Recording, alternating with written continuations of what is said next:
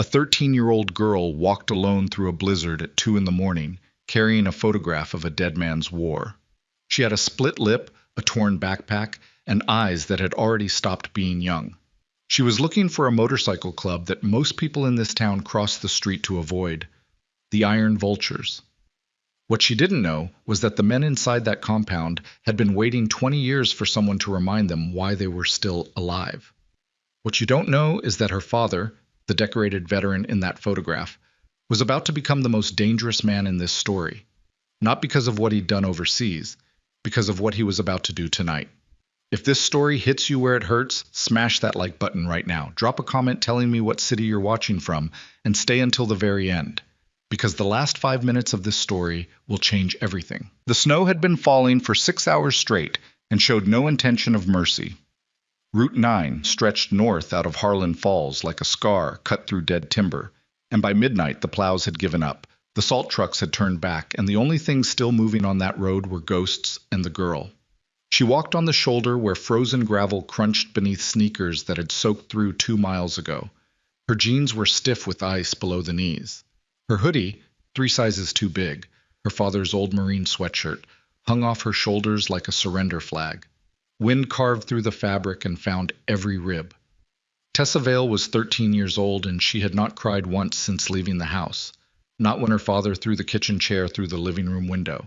Not when her mother locked herself in the bathroom and stopped answering. Not when Tessa grabbed the backpack she kept packed beneath her bed, because she had learned months ago to always keep a bag packed, and climbed out the side door into a winter that wanted to kill her. She cried later, but not yet.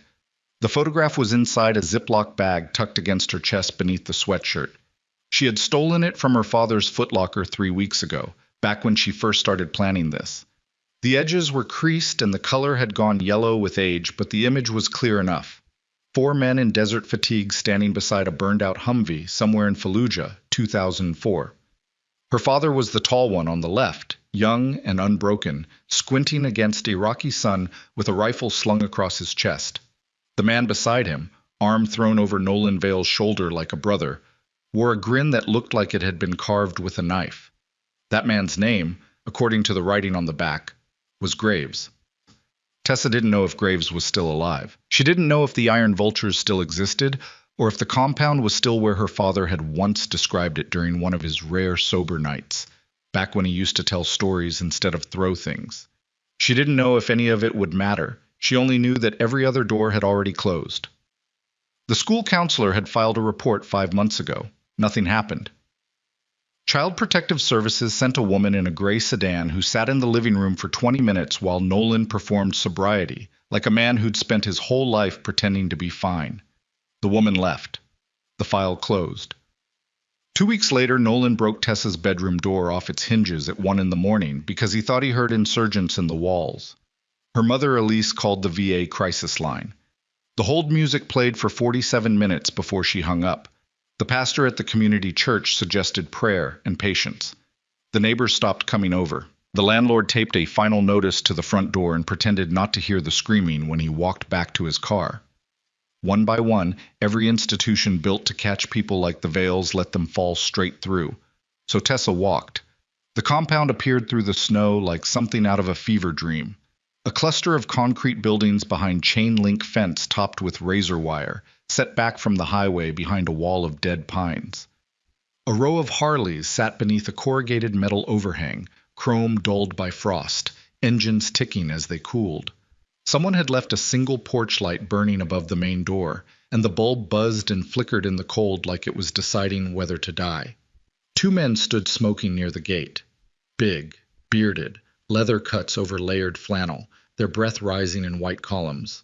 One of them had a prosthetic leg visible below the knee. The other had a scar running from his left ear to his jawline, like someone had tried to open his face with a blade and nearly succeeded. They saw the girl before she saw them. "The hell," the one with the scar muttered. He dropped his cigarette into the snow and stepped forward, his hand instinctively going to the small of his back before he caught himself. Old habit, wrong threat. Tessa stopped 10 feet from the gate. Her legs were shaking, cold or fear or both, and her lips had gone the color of bruised fruit. She looked up at 2 men who could have broken her in half without trying and did not flinch. I'm looking for Graves, she said. The scarred man, his name was Decker, road name Wraith, and he had not spoken to his own daughter in 4 years, stared at her. Something shifted behind his eyes. Something cracked open that he would spend the rest of the week trying to seal shut again. Kid, it's 2 in the goddamn morning. I know what time it is. Silence. Wind screamed through the dead pines and rattled the chain link. Somewhere inside the compound, a generator hummed. Who are you? The other man asked. His name was Roach, short for cockroach, because the man had survived 3 IED blasts, 2 motorcycle wrecks, and a stab wound that should have killed him in a bar outside Kabul. He had a voice like gravel dragged across iron. Tessa unzipped her backpack with numb fingers, pulled out the Ziploc bag, and held the photograph through the fence. Roach took it, tilted it toward the porch light. His face changed. Get Graves, he said quietly. Wraith didn't move. She's a kid, man. We should call... I said get Graves. Wraith looked at the girl once more. Then he turned and walked inside without another word. 3 minutes later, the door opened again, and a man stepped onto the porch who looked like he'd been carved from the same stone as the mountains behind the compound. Tall, broad-shouldered, hair gone silver, and the temples buzzed short in a way that said, military even 20 years after, discharge. His leather cut hung open over a thermal Henley, and his hands, scarred, calloused, the knuckles rebuilt at least twice, hung loose at his sides. Graves had not been sleeping. Graves rarely slept. At 53 years old, he still kept a chair facing the door of whatever room he occupied, and most nights he sat in the compound's back office drinking coffee so black it could strip paint, reading old field manuals or staring at the wall until the ghost got bored and left him alone. He took the photograph from Roach, looked at it, and for one unguarded second, something in his chest collapsed. Where'd you get this? His voice was not a question. It was a demand wrapped in 20 years of silence. Tessa stood in the snow, shaking, frozen, and did not back down. My dad is Nolan Vale. He served with you in Fallujah. He told me once that if anything ever went really wrong, the kind of wrong that nobody else would fix, I should find the iron vultures. She paused, drew a breath that cut her lungs like glass. Something went really wrong. Graves stared at the photograph. His thumb moved across the surface, tracing the outline of the young man standing beside him in a desert that still visited him every night. Nolan Vale, he repeated. He's killing himself, Tessa said. Not fast, not with a gun, but he's doing it. And my mom can't stop him, and I can't stop him, and nobody in this whole town gives a damn. Her voice cracked on the last word, but she caught it, swallowed it, rebuilt it. You were his brother, that's what he said. Before the drinking took everything else, he said that. Graves looked at this girl, this frozen, split-lipped, too brave girl, and saw every soldier he'd ever failed to bring home. He opened the gate. Get inside. The compound's main room smelled like engine grease, burnt coffee, and the accumulated weight of men who carried invisible wars beneath their skin. A long wooden bar ran along one wall, scarred with cigarette burns and knife marks. Neon signs, a Harley-Davidson logo, an American flag, the iron vulture's insignia of a skeletal bird clutching dog tags in its talons, cast everything in shifting reds and blues. A wood stove in the corner threw heat that barely reached the center of the room. At 2:15 in the morning, 8 men were still awake. They sat in clusters of 2 and 3, some playing cards, some cleaning engine parts, some just sitting in the particular silence of men who had learned that sleep was not always a safe place to go. Every one of them wore the same cut. Black leather, the iron vulture's patch stitched across the back, chapter name below, Harlan Falls. Every one of them looked up when Graves walked in with a 13-year-old girl. The room went quiet in a way that had weight. Atlas, Graves said. A man rose from the far corner. Atlas, real name Marcus Vey, was the club's medic, though he hadn't held a medical license in 7 years. He'd lost it after a malpractice inquiry that was really just a hospital board looking for a way to fire the combat medic who kept having panic attacks in the ER.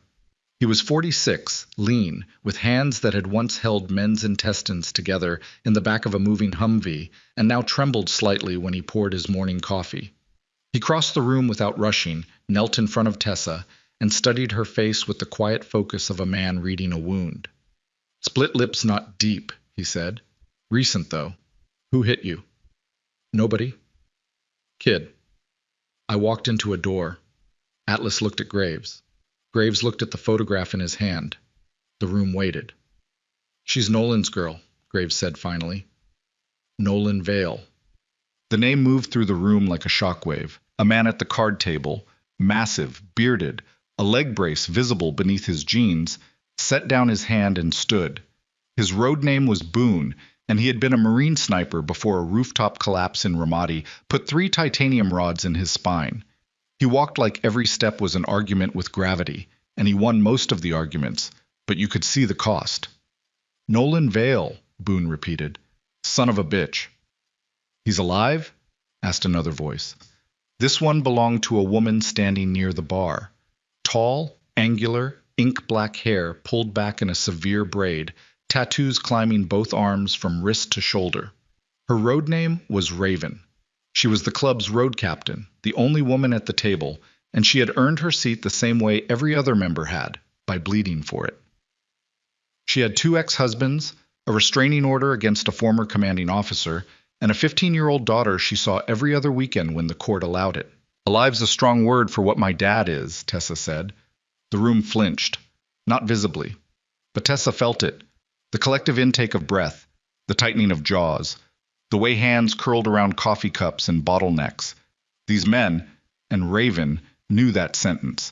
Every one of them had either spoken it or had it spoken about them. Graves sat down across from the girl and placed the photograph on the table between them. Start from the beginning. So Tessa told them. She told them about the drinking that started 3 years ago when her father's best friend from the Corps ate his own gun in a parking lot in Tennessee. She told them about the nightmares that turned into waking hallucinations. Nolan seeing enemies in the backyard, booby traps in the garage, ambush points in the grocery store parking lot. She told them about the VA appointments that got canceled, rescheduled, canceled again. About the medications that made him a zombie for 3 months before he flushed them all and switched to bourbon. She told them about her mother Elise, a woman who had once been funny and loud and full of plans, shrinking year by year into a ghost who flinched at loud noises and slept with the bedroom door locked. She told them about the money. Disability checks that should have covered rent but disappeared into bottles and missed payments. The truck repossessed. The electricity shut off twice. The morning she woke up and found her father sitting in the dark kitchen at 4 a.m. with an unloaded pistol on the table in front of him, just staring at it. The room was so quiet you could hear the snow hitting the windows. "How'd you get here?" Raven asked. Her voice was flat, controlled, but her eyes were not. "Walked." "From where?" "Ridgemont." "That's 9 miles in a blizzard." Tessa said nothing. Raven stood up, disappeared into the back, and returned with a blanket, a pair of dry socks, and a cup of coffee. With so much sugar in it, the spoon nearly stood upright. She set all of it in front of the girl without a word. Then she sat down beside her, not across from her, beside her, in a gesture so small and so deliberate that Tessa almost lost her grip. Almost. Graves leaned back in his chair. The leather of his cut creaked. Somewhere outside, the wind shifted and the building groaned. "Atlas," he said again. "What's the VA situation in this county?" Atlas sat down at the end of the table, cradling his own coffee. "Bad. Backlogged 8-9 months for psych intake. Crisis line's a joke, staffed by contractors reading scripts. Closest inpatient PTSD program is 200 miles in Winslow, and there's a 6-month wait list." He paused. "That's if he volunteers. You can't force a grown man into treatment. You also can't watch a brother drown," Boone said from across the room. "I'm not saying leave him. I'm saying it's not simple." "It's never simple. That's not a reason." The argument was not between Atlas and Boone. It was between caution and loyalty, between the world as it worked and the world as these men demanded it to be. It was a fight the Iron Vultures had been having since the club's founding, that impossible space between outlaw and guardian, between the law that failed and the justice that remained. Graves ended it the way he always did, quietly. "I made a promise to that man," he said. "We were in a ditch outside Fallujah with rounds coming from 3 sides and I was hit, and Nolan Vale dragged me 400 yards through open fire to a medevac point." He tapped the photograph. "I told him I owed him my life. He told me to forget it. I never forgot it." He stood. 6 bikes. Dawn, Roach, Wraith, Boone, Atlas. Raven, you're driving the truck. What about the girl? Raven asked. She stays here tonight. She's earned a warm bed. Graves looked at Tessa. You walked 9 miles in a blizzard to find men you've never met based on a 20-year-old photograph and a story your father told you once. Tessa met his gaze. He said you were the only people who ever kept their word. Something crossed Graves's face that the men hadn't seen in years. It might have been pain. It might have been something worse. The weight of a promise he'd been carrying for 2 decades, suddenly demanding to be fulfilled. Get some rest, he told her. We ride at first light. But Tessa didn't sleep. She sat on the cot in the back room that smelled like gun oil and old blankets, wrapped in the scratchy wool Raven had given her, listening to the murmur of voices through the wall. The men were still talking. She caught fragments. Dangerous, liability. What if he doesn't want help? And one voice, Graves's, cutting through all of them like a blade. I didn't ask for opinions. I asked for riders. At some point in the deepers, Raven came in. She didn't knock. She sat on the edge of the cot and said nothing for a long time. My daughter's about your age, she finally said. I don't get to see her much. Why not? Because I'm the kind of person who rides with these guys instead of holding down a normal life. She paused. Your dad? Is he violent? Tessa thought about that question longer than a 13-year-old should have to. Not on purpose, she said. Raven nodded slowly, as if that answer contained an entire encyclopedia of damage she already knew by heart. We're going to help him, Raven said. But I need you to understand something. Helping someone who doesn't want help isn't rescue. It's war, and it gets ugly before it gets better. It's already ugly. Raven looked at her in the blue neon light leaking through the window. Yeah, she said, I know it is. Dawn came gray and mean. The sky looked like a bruise that wouldn't heal. Snow had stopped falling, but the world was buried.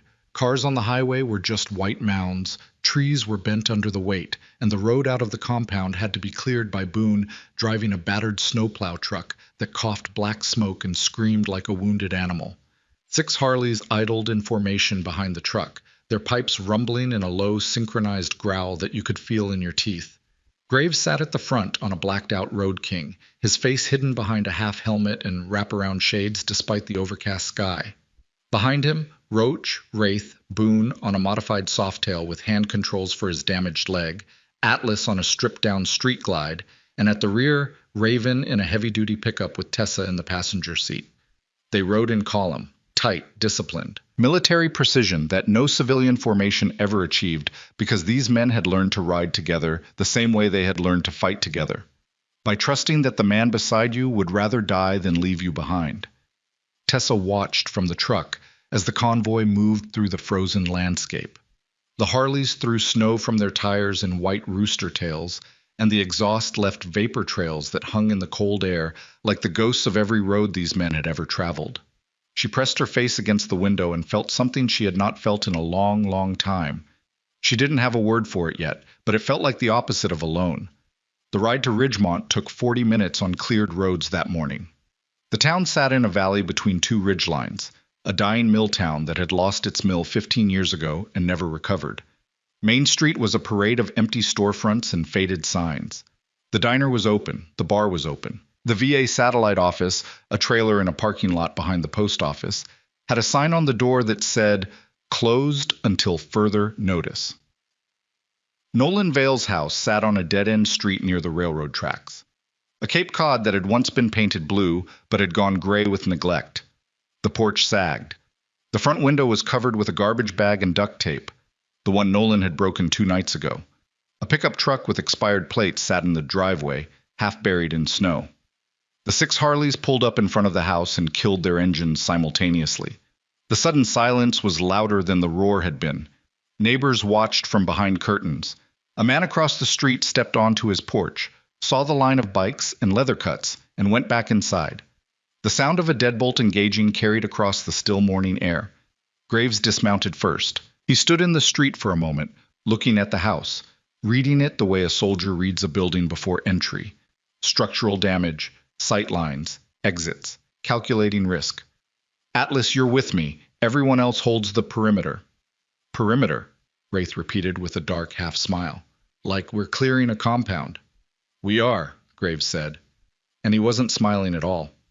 They walked up the unshoveled path. The porch steps groaned. Graves knocked 3 times, hard, deliberate, the knock of a man who was not going away. Nothing. He knocked again. A shadow moved behind the garbage bag window. Then footsteps. Heavy, uneven, the stumbling gait of a man who hadn't been sober in days. The door opened 3 inches. A chain held it. Through the gap, Tessa's father stared out at them. Nolan Vale, at 44, looked like a man who had been through 60 years of someone else's war. He had 20 pounds less than the photograph showed and 20 years more in his eyes. His hair was unwashed, his beard wild, his skin the color of old paper. He wore a stained undershirt and sweatpants and stood barefoot on the cold floor despite the temperature outside. But his eyes, bloodshot, wrecked, swimming in chemical grief. Those eyes found Graves through the gap in the door and went wide with something that might have been recognition and might have been terror. No, Nolan said. One word. Hoarse. Absolute. Open the door, Nolan. I said no. You're not supposed to be here. Nobody's supposed to be. His gaze shifted. Found the bikes in the street. Found Raven's truck. Found Tessa sitting in the passenger seat, watching through the windshield with eyes that broke every heart on the block. Nolan's face collapsed. She went to you, he whispered. She actually... Your daughter walked 9 miles through a blizzard to find me, Graves said. She carried a photograph that's 20 years old and a promise I made in a ditch in Fallujah. Now open this door, brother, or I'm going to take it off the hinges. The chain rattled, fell. The door swung open. The smell hit them first. Stale bourbon, rotting food, cigarettes smoked down to the filter and left burning in piles. Beneath all of it, the particular scent of a house where someone had given up. The subtle, unmistakable odor of surrender that Atlas recognized from his years working emergency rooms, and Graves recognized from years of clearing houses where the worst had already happened. The living room was a battlefield, overturned furniture, broken glass from the window Nolan had put the chair through, partially swept into a corner. Military gear was scattered across the floor. A helmet, a flak vest, a pair of desert boots still caked with sand from a country 7,000 miles and 2 decades away. Empty bottles lined the kitchen counter like sentries guarding nothing. And on the kitchen table, pushed to the side next to a half-eaten can of soup, sat an unloaded pistol. Atlas clocked it immediately. His hand moved toward it slowly, like he was disarming a mine. Don't touch that, Nolan said. Nolan, I said don't touch it. It's unloaded. It's always unloaded. He stopped. His jaw worked. His hands trembled at his sides. I just need to know it's there. Atlas and Graves exchanged a look that held an entire conversation. Both men had seen this before, the weapon as talisman, the exit strategy that a man kept within arm's reach, not because he intended to use it today, but because knowing he could use it tomorrow was the only thing that let him survive tonight. It was the most dangerous stage of the most dangerous war a veteran could fight, and Nolan Vale was losing. Where's Elise? Graves asked. Bedroom. Doors locked. Is she hurt? I don't hurt my wife. The words came out fast, defensive, practiced, the script of a man who had said them 100 times to 100 people who didn't believe him. I've never touched her. I've never touched Tessa. I'm not that. Nobody said you were. You're thinking it. Everybody thinks it. The school, the VA, His voice cracked and he turned away, gripping the kitchen counter with both hands like the room was spinning. I just can't make it stop. The noise, the pictures, they don't go away. I close my eyes and I'm back there. Every single night I'm back there and nobody... He slammed his fist against the counter. Once, twice, hard enough to split skin. Atlas stepped forward, not fast, not threatening, the way you approach a wounded animal. Nolan, he said, my name's Atlas. I was a medic. 2nd Battalion, 5th Marines. Helmand Province, 2009.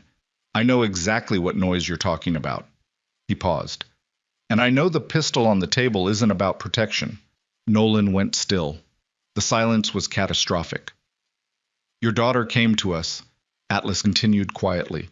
She didn't call a hotline. She didn't call the police. She walked 9 miles in a blizzard because she believes we're the only people who will actually do something. So we're here. And we're not leaving. Nolan's shoulders began to shake. It started small, a tremor, a vibration, like a building about to come apart, and then it grew. He pressed his forehead against the kitchen cabinet and made a sound that wasn't crying, not exactly. It was deeper than that, more animal. The sound of a man who had been holding a scream inside his chest for 20 years and finally, couldn't hold it anymore. Graves stood in the doorway of the kitchen and did not look away. He owed this man that much. He owed this man everything. "You survived Fallujah," Graves said.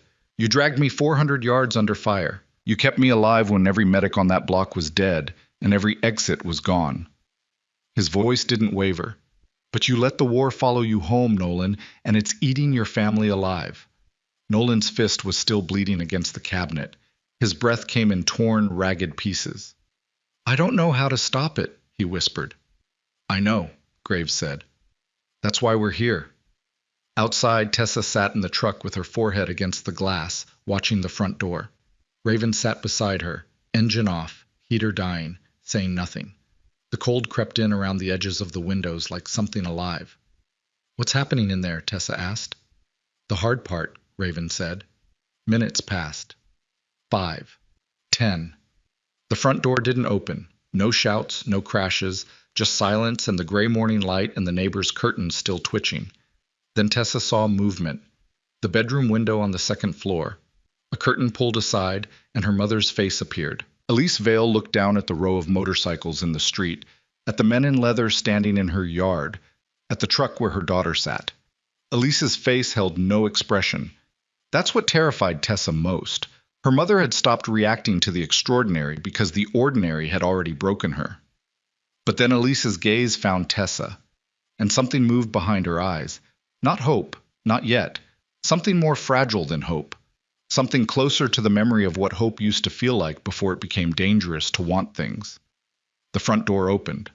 Graves stepped out first, then Atlas. Then Nolan, upright but barely, his hand wrapped in a kitchen towel already blooming red, his face wrecked and raw and stripped of every wall he'd ever built. He walked to the truck. Raven opened the door. Tessa looked at her father, and her father looked at his daughter, and for a moment neither of them breathed.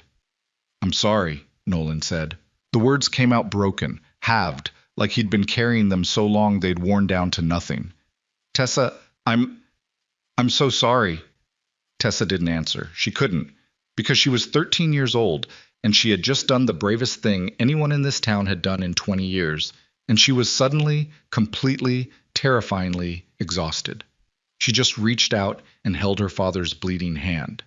Graves watched them from the porch. Atlas stood beside him, arms crossed, scanning the street with the unconscious vigilance of a man who still checked rooftops for snipers. "This isn't going to be clean," Atlas said quietly.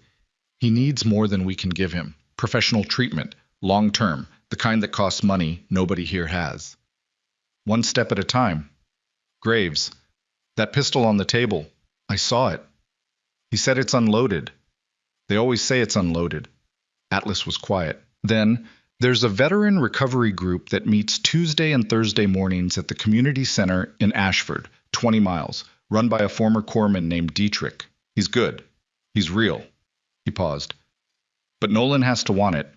You can drag a man out of a ditch, but you can't make him walk." Graves turned and looked through the open front door at the wreckage inside. The overturned furniture, the bottles, the flak vest on the floor like the shed skin of the man Nolan used to be. "He walked 9 miles to save me once," Graves said. "Carried me when I couldn't walk. That was a different man." "No, that was the same man. He's just buried." From behind them, inside the house, came the sound of a door unlocking. A pause. Then footsteps. Lighter, slower, the careful tread of a woman who had learned to move through her own home like it was a minefield. Elise Vale appeared at the top of the stairs. She was 41, but looked 55. Thin. Dark circles. Hair pulled back in a knot that hadn't been redone in days. She wore a flannel robe over pajamas and held a coffee mug in both hands like a weapon or a shield. She looked at Graves. At Atlas. At the leather cuts, the patches, the scars. "Who are you people?" she asked. Her voice was steady. That was the most impressive thing about Elise Vale. Her voice was always steady, even when everything around her was falling apart. It was also the most heartbreaking thing about her because steadiness born from survival isn't strength, it's armor. And armor is what you build when you've already been wounded too many times. We served with your husband, Graves said. We're the Iron Vultures. The motorcycle club. Yes, ma'am. Elise studied them the way a woman studies a locked door, searching for the trap. Nolan hasn't mentioned you in years.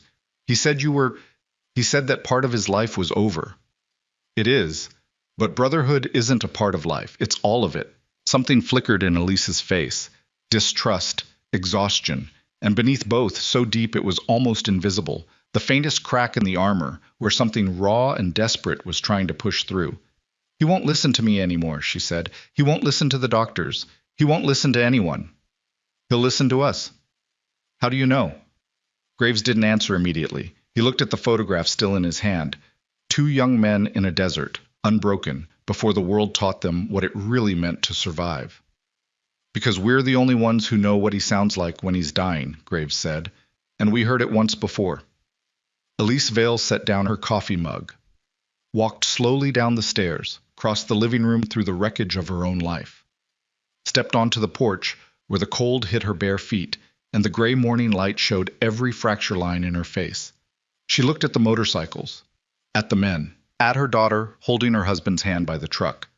If you're lying, she said to Graves, if this is some kind of performance, I will destroy you. I have nothing left, and that makes me more dangerous than any of you. Graves met her eyes. Yes, ma'am. I believe it does. That afternoon, the Iron Vultures didn't leave. They stayed. Boone cleared the driveway.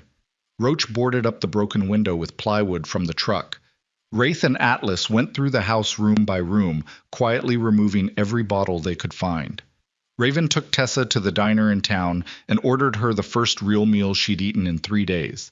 Eggs, pancakes, bacon, coffee with too much cream, and sat across from her saying nothing while the girl ate with the desperate focus of someone who wasn't sure when food would come again. And Graves sat at the kitchen table with Nolan Vale, the same table where the pistol had been, now quietly removed, and drank coffee in a house that smelled like damage and said very little. Because sometimes the most important thing a man can do for another man is sit with him in the wreckage and not pretend it isn't there. Night fell early. The world outside went black and frozen. Graves found Nolan standing alone on the porch, staring at nothing, a cigarette burning between his fingers. I need to tell you something, Nolan said without looking at him, and you're going to want to walk away after I do. Graves waited. The buddy of mine, Marcus Hale, the one who died in Tennessee. Nolan took a drag. The cherry glowed orange in the dark. He didn't just eat his gun, Graves. He left a note.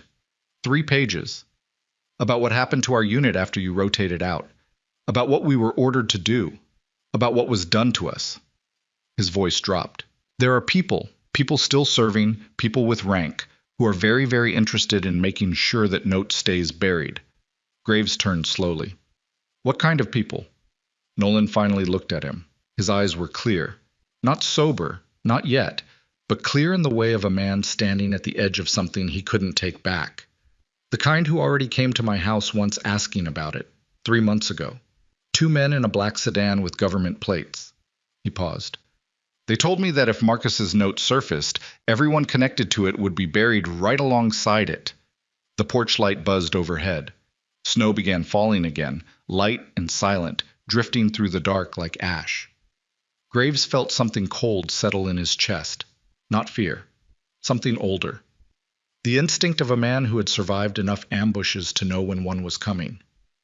Nolan, he said quietly, are you telling me your breakdown isn't just PTSD?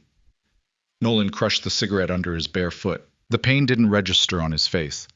I'm telling you, he said, that the war didn't just follow me home, it was sent. The snow kept falling. Graves stood on that porch for a long time after Nolan's words hit the air, letting the cold work its way through his leather and into his bones like it belonged there. The war didn't just follow me home, it was sent. The sentence hung between them like a tripwire. One wrong step and everything detonates. Inside, Graves said finally. Not here. Nolan didn't move. His bare feet were purple on the frozen boards. And he didn't seem to notice or care. The way men who've spent years punishing themselves stop registering pain as pain and start treating it as confirmation that they're still breathing. Did you hear what I heard you. Inside. Now.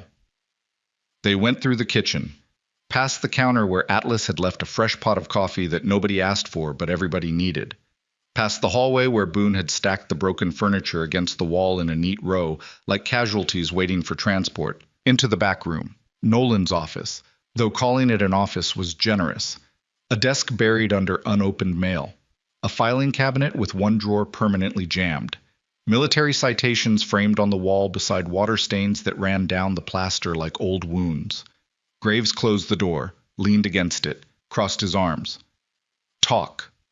Nolan sat on the edge of the desk, and for the first time since the Iron Vultures arrived, something in his posture changed. The drunk slouch straightened. The shaking in his hands didn't stop, but his eyes, those wrecked, hollowed eyes, found a focal point and held it. This was the soldier underneath, the man who'd carried Graves through open fire. He was still in there, buried under years of bourbon and nightmares, and he was trying to surface.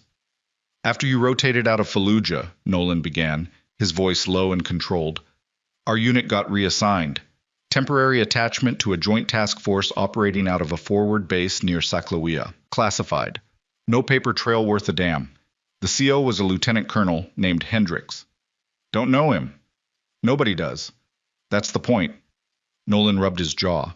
The stubble rasped under his fingers. We ran night operations. 12 missions over 4 months. The briefing said we were targeting insurgent weapons caches. What we actually did? He stopped. His throat worked. What we actually did was something else. Graves waited. He didn't push. You don't push a man standing on the edge of something he spent 20 years trying not to say. Civilian sites, Nolan said, not caches, houses, farms. A school that was being used as... They told us it was being used as a staging area, but when we breached, there was nothing inside except... His voice broke like a dry branch. He pressed both palms against his eyes. Kids, Graves. There were kids in there, sleeping on mats on the floor, and we were through the door with flashbangs before anyone could... Stop. No. You wanted to hear it, so hear it. Nolan dropped his hands. His eyes were red but dry. Some things go beyond tears. Nobody died in that specific raid, but other operations, people died. And the after-action reports were rewritten before they hit any desk that mattered. Hendricks had a system. His intelligence officer, a captain named Vogt, handled the paperwork, sanitized everything, made the dead disappear from the record like they never existed. The room was cold. The heating vent in the floor was clogged with dust, and the only warmth came from the coffee mug Nolan hadn't touched. Graves uncrossed his arms slowly. And Marcus Hale's note. Marcus kept a journal. Every mission, every name, every date. He was always like that, meticulous, compulsive. Wrote everything down because he was afraid he'd forget. Or maybe because he was afraid someone would make him forget. Nolan's mouth twisted. After we came home, Marcus tried to file a complaint through official channels. Twice. Both times the complaint vanished. No acknowledgement, no investigation, nothing. Like dropping a stone into a hole with no bottom. So he wrote the note. 3 pages. Everything. Names, dates, grid coordinates. He mailed copies to 4 people before he died. I was one of them. Graves felt the question forming before he asked it, and he already knew the answer would change everything.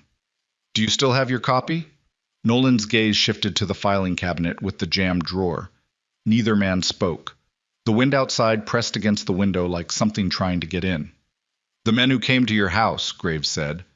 3 months ago. Government plates. What exactly did they say? They said they were conducting a routine review of classified operations from the Fallujah period. Said my name appeared on some personnel rosters. Asked if I had any documents, personal records, correspondence from former unit members. Nolan laughed. A short, ugly sound. Routine. 2 guys in dark suits at 11 at night calling it routine. Did you give them anything? I told them I didn't know what they were talking about. I was drunk enough that they probably believed me. He paused. But they'll come back. Men like that always come back. Graves stared at the filing cabinet. Inside that jammed drawer, if Nolan was telling the truth, sat a document that could destroy careers and military pensions and potentially trigger a federal investigation into war crimes committed 2 decades ago. A document that someone with power had already killed to suppress, because Marcus Hale didn't eat his gun in a vacuum. Men in that kind of despair don't always arrive there alone. Sometimes they're driven. Does Elise know? Graves asked. Elise knows I have nightmares. She knows I drink. She doesn't know why. His voice dropped to something barely above a whisper. I've been carrying this for 20 years, Graves. Every time I close my eyes, I see that school. Every time I hear a loud noise, I'm back in Saclawea watching Hendricks wave us through a door. And I can't tell anyone because if I talk, those men come back. And if those men come back, it's not just me, it's Elise, it's Tessa. The name hit different in the dark. Tessa. 13 years old. 9 miles through a blizzard. Split lip and a torn backpack, and eyes that had already stopped being young. Graves pushed off the door, stepped close enough that Nolan could smell the road dust and engine oil still clinging to his cut. You listen to me. Whatever happened in Saclawea, whatever Hendricks ordered, whatever's in that drawer, none of it justifies what's happening in this house. Your daughter walked through a blizzard because she thought you were dying. Your wife sleeps behind a locked door. You've got an unloaded pistol on the kitchen table like a countdown clock. His voice didn't rise. It didn't need to. You want to tell me the war was sent home? Fine, then we fight it. But you don't get to use it as an excuse to keep drowning. Nolan flinched like he'd been hit. That's exactly what you're doing. You've got a reason for everything. The drinking has a reason. The rage has a reason. The gun on the table has a reason. Every veteran I've ever buried had a reason, Nolan. Reasons don't keep you alive. People do. The silence afterward could have crushed concrete. Nolan sat on the edge of that desk, a man stripped to his foundation, and Graves saw the war happening in real time behind his eyes. The pull of the bottle against the pull of his daughter's hand. The comfort of self-destruction against the terror of being seen, truly seen, by someone who knew what he looked like underneath. I don't know if I can do this, Nolan said. You can't, not alone. That's why I brought 6 people. A knock on the door. Atlas's voice, low and careful. Graves, we've got a situation. Graves opened the door. Atlas stood in the hallway with his phone in his hand and an expression that Graves had learned to read during long years of shared damage, controlled alarm. The medic's version of panic. Tessa's back from the diner. She's fine, but Raven talked to some people in town while they were out. Atlas glanced past Graves at Nolan. There's been a black sedan with government plates parked at the Ridgemont Motor Lodge for the past week. 2 men. They've been asking questions at the VA satellite office, the post office, the hardware store, asking about Nolan. The room temperature dropped 10 degrees without the thermostat moving. Nolan's face went white. Not pale, white. The color of a man watching the thing he feared most materialize in front of him. They're here, he said. They're here, Atlas confirmed. Graves turned back to Nolan. This changes the timeline. Whatever you were going to decide in your own time, that's gone now. What do you want me to do? I want you to show me what's in that drawer. Nolan stood, walked to the filing cabinet, pulled the jammed drawer with both hands until the metal screamed and gave. Inside, beneath tax returns from 2016 and a stack of expired insurance documents, was a manila envelope sealed with packing tape and marked with a single word in black Sharpie, Marcus. He handed it to Graves. Graves didn't open it. He held it like a man holding a grenade with the pin already pulled, carefully, deliberately, with full awareness that the next few seconds would determine whether this exploded in a controlled direction or took everyone in the room with it. Atlas, get everyone in the kitchen, now! 5 minutes later, 8 people sat around Nolan Vale's kitchen table in a house that still smelled like failure and was about to become a command post. Graves at the head, Nolan to his right, sober enough to be dangerous, shaking enough to be heartbreaking. Atlas across from them, medical bag at his feet like a reflex. Boone filling a chair and a half, his leg brace clicking softly every time he shifted. Wraith against the wall, arms crossed, Scar catching the overhead light. Roach by the door, positioned where he could see both the front entrance and the back, a habit from forward operating bases that he would never lose. Raven stood by the counter with a cup of coffee she hadn't tasted, her eyes moving between Nolan and the manila envelope on the table. Elise sat at the far end. She had come down the stairs 10 minutes ago, still in her robe, still holding that coffee mug like a shield, and had said nothing. But she sat. That meant something. That meant she hadn't given up entirely, even if she didn't know yet what she was staying for. Tessa was not in the room. Raven had insisted. "This isn't a kid's conversation," she'd said, and nobody argued. Graves placed the envelope in the center of the table. "Nolan has something to tell you, all of you. What you hear doesn't leave this room." So Nolan told them, the whole thing. Saclawea, Hendricks, the operations, the children in the school, the sanitized reports, Marcus Hale's journal and his 3-page note, the copies mailed before his death, the government sedan, the threat. He told it in a flat, controlled voice that cost him more than any of them would ever know. Each sentence was a door he'd kept locked for 20 years, opened one at a time, and behind every door was something with teeth. When he finished, the kitchen was silent. Boone broke it first. "So your buddy Marcus tries to blow the whistle, gets stonewalled, ends up dead, and now these people are cleaning up loose ends. That's what it looks like. And you've been sitting on this, alone, for how long?" "Since Marcus died. 14 months. 14 months. Boone's voice was dangerously quiet. The sniper's calm that preceded lethal focus. 14 months, drinking yourself to death, scaring your family half to hell, and you didn't think to pick up a phone and call anyone in this club. I was protecting. You were hiding." Boone's chair scraped the floor. "There's a difference, Vale. Protecting looks like a plan. Hiding looks like a bottle." "That's enough," Graves said. "No, it's not enough. It's not close to enough." Boone leaned forward, his big frame tilting the table. "We rode through a blizzard because a 13-year-old girl had more guts than her father. And now you're telling me this isn't just PTSD, it's a cover-up and you're a target? You put this entire club at risk by not talking. Every one of us. Your daughter, your wife. Every person who rode here this morning is now connected to whatever this is. I didn't ask you to come. Your daughter asked, and she shouldn't have had to." The words landed like mortar rounds. Nolan's hands clenched beneath the table. His jaw locked. Every nerve in his body wanted to swing. Graves could see it, the fight-or-flight coiling in his shoulders. But he held, barely.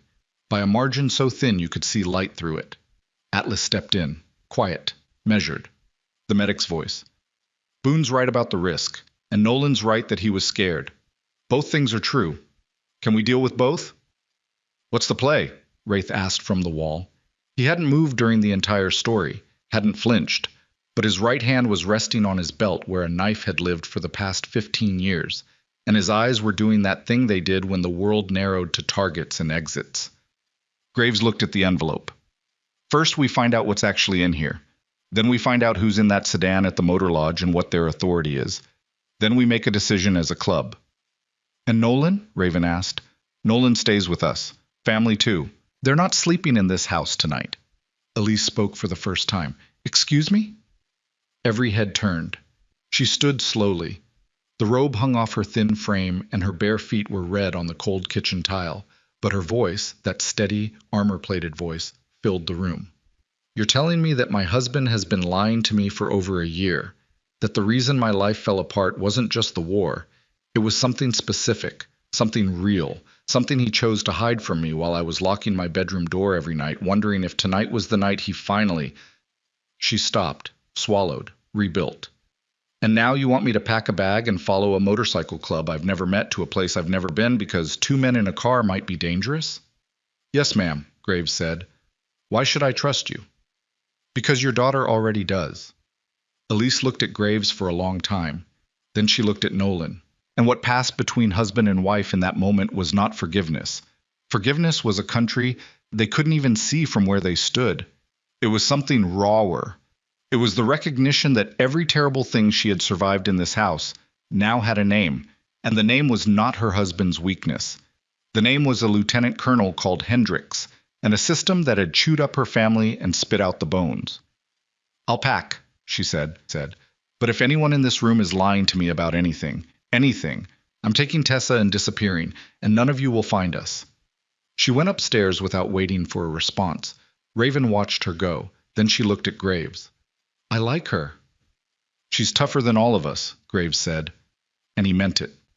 The packing took 20 minutes. Raven helped Tessa.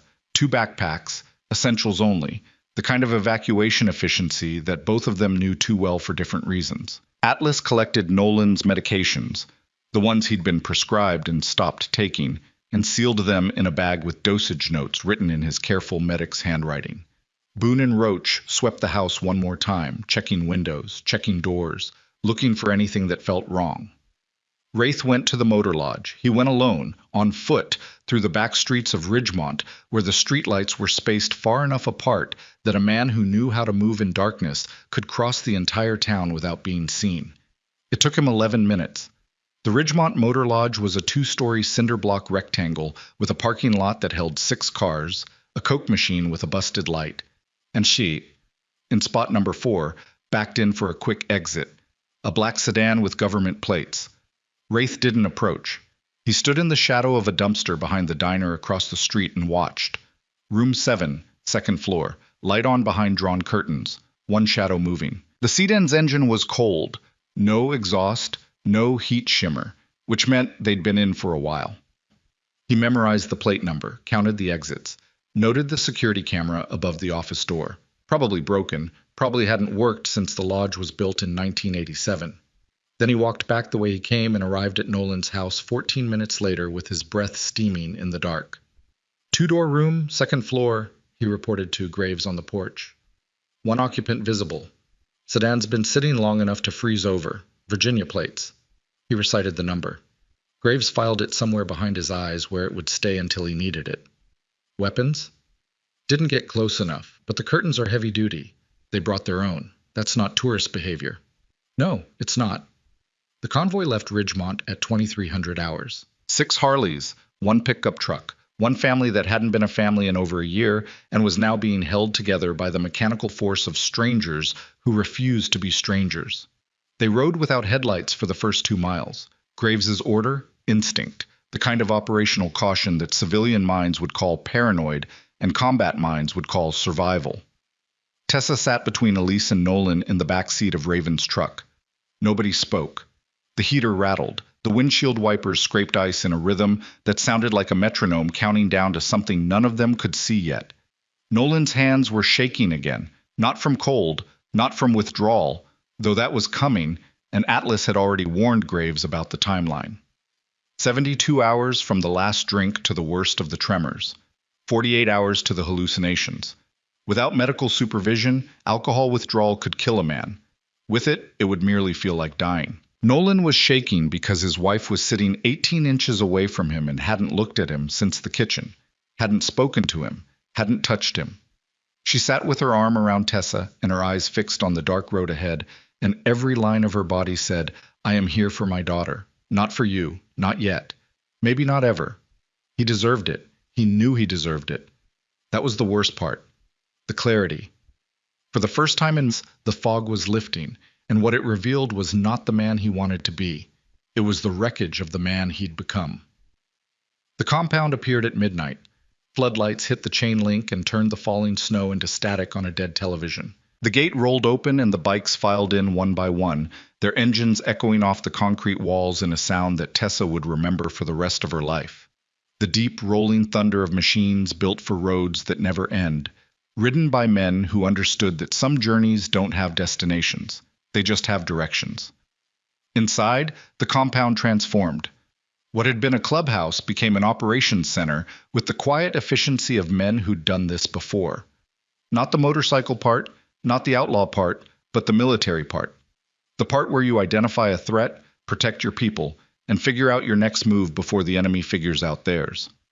Boone commandeered the back table and spread a county map across it, marking Nolan's house, the motor lodge, the main roads in and out of Ridgemont. Atlas set up a medical station in the storage room.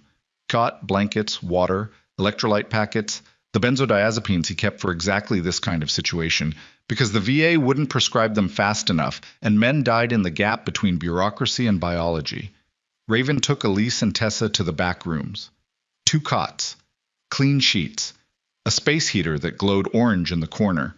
She stood in the doorway after they'd settled and looked at Elise. The bathroom's down the hall. Hot water takes about 90 seconds. There's food in the kitchen whenever you want it. She paused. Lock the door if you need to. Nobody will judge you for it. Elise looked up. The armor in her eyes cracked. Just a fracture, just a hairline. and behind it was a woman so exhausted by survival that the simple act of someone offering her a locked door made her throat close. "Thank you," she said. The words barely made it out. Raven nodded and pulled the door shut. In the main room, Graves opened the envelope. 3 pages. Handwritten.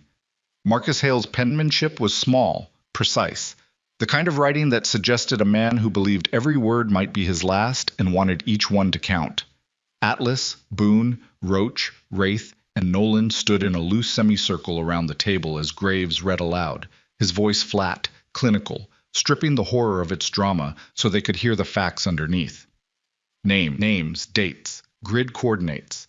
12 operations over 4 months. 3 confirmed civilian casualties. 2 women, 1 child, documented in Marcus's personal records, but absent from every official after-action report filed by Captain Vogt. A pattern of falsified intelligence briefings designed to justify operations that targeted locations with no military value. And at the center of all of it, a single name repeated on every page, Lieutenant Colonel Raymond Hendricks. When Graves finished reading, he set the pages down and nobody spoke for a long time. Roach broke the silence. "If this is real, and I'm not saying it's not, this is a federal matter, war crimes, cover-up. This goes to JAG, to the Inspector General, to Congress if it has to." "Marcus tried that," Nolan said. "Twice. Both complaints disappeared. That was one man filing alone. This is documentation, physical evidence. Physical evidence that someone already sent 2 men to collect." Wraith's voice was low, pointed. "Those guys at the motor lodge aren't IG investigators. IG investigators don't park in small-town motels and ask questions at hardware stores. Those are cleanup crew." "We don't know that," Atlas said carefully. "I know the difference between an investigation and a hunt." "That's a hunt." Graves held up one hand. The room stilled. "Nobody makes assumptions. Nobody moves until we know what we're dealing with. Tomorrow morning, I make some calls. People I trust. People who can run that plate number and tell us who these men are." He looked at each man in the room individually. "Until then, this compound is home. Nolan's family doesn't leave. Nobody goes back to Ridgemont alone. And that envelope," he pointed to the pages on the table, "gets copied, sealed, and stored in 3 separate locations." "Graves." Nolan's voice was raw. "If Hendricks finds out the vultures are involved, then Hendricks finds out. You don't understand this man, what he's capable of." "I understand exactly what he's capable of. I've met men like him in every war I've ever fought, men who believe rank makes them untouchable and silence makes them safe." Graves looked at Nolan with something that was not anger and not pity, but something far more dangerous, certainty. "They're wrong. They've always been wrong. And they lose every time someone decides the truth is worth more than comfort." Nolan stared at him. "This could destroy the club. The club was built by men who were already destroyed. We don't break easy." At 3 a.m., the compound settled into a tense, watchful quiet. Boone took first watch at the gate with a thermos of coffee and a pair of binoculars he hadn't needed since Afghanistan. Wraith walked the perimeter every 30 minutes, a shadow among shadows, his scar silver in the floodlights. Atlas sat beside Nolan in the storage room turned medical station, monitoring his vitals, watching for the first signs of withdrawal that would hit within hours. Nolan lay on the cot with his eyes open, staring at the ceiling. His hands trembled against the blanket. "It's going to get bad," Atlas said. He was sitting in a folding chair with a book he wasn't reading and a blood pressure cuff on the table beside him. "Probably by tomorrow afternoon. Headaches first. Then the shakes get worse. Nausea. Maybe hallucinations by day 2. I've done this before." "I know. Your liver function tells the story." Atlas paused. "I'm going to give you something to take the edge off the worst of it, but it won't be comfortable. Comfortable isn't the goal." "What's the goal?" "Alive? Conscious? Present." Atlas closed the book he hadn't been reading. "Your daughter walked 9 miles in a blizzard. The least you can do is be awake when she needs you." Nolan closed his eyes. A tremor ran through his body like a fault line shifting. "Atlas." "Yeah." "The school in Saclawea. The kids on the mats." His voice was a ghost of itself. "I see them every night. Every single night. They're always sleeping, and I'm always coming through the door." Atlas said nothing for a long time. The space heater hummed. Outside, Boone's boots crunched on frozen gravel during a perimeter check. I had a patient in Helmand, Atlas finally said. Marine, 20 years old. Took a round in the gut during a patrol, and I worked on him for 40 minutes in the back of a vehicle that was taking fire. Kept pressure on the wound, talked to him the whole time, told him he was going to make it. He paused. He didn't make it. Bled out while I was holding him. And for about 3 years after that, every time I put my hands on a patient, I felt his blood. Not real blood, memory blood, the kind that doesn't wash off. Nolan opened his eyes. How'd you stop feeling it? I didn't. Atlas met his gaze in the dim room. I just learned that the feeling doesn't get to make my decisions. Silence settled between them like snow accumulating on a windshield. Soft, persistent, slowly obscuring the view of everything outside until the only thing visible was the space between two men who understood what it meant to carry the dead. Down the hall, in the back room, Tessa lay on her cot and listened to her mother breathe. Elise had fallen asleep, or something close to it, with one arm draped over the edge of the mattress, her fingers brushing the floor. In sleep, the armor fell away. Her face looked younger, softer, heartbreakingly ordinary. She looked like a woman who should have been worrying about mortgage payments and school conferences, not fleeing her own home in the middle of the night with a motorcycle club she'd met 12 hours ago. Tessa pulled the blanket up to her chin and stared at the ceiling. The space heater threw orange light across the concrete walls.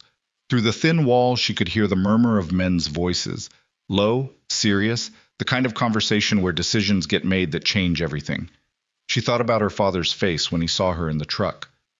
I'm sorry. The words had sounded like they were being pulled out of him with hooks, painful, reluctant, real, in a way that his apologies had never been real before. Every other time he'd said sorry, it was performance. The morning after script. Sorry I scared you. Sorry about the noise. Sorry, sorry, sorry.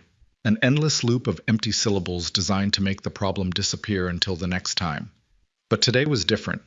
Today the word had come from somewhere below the script, below the performance, below the man he pretended to be.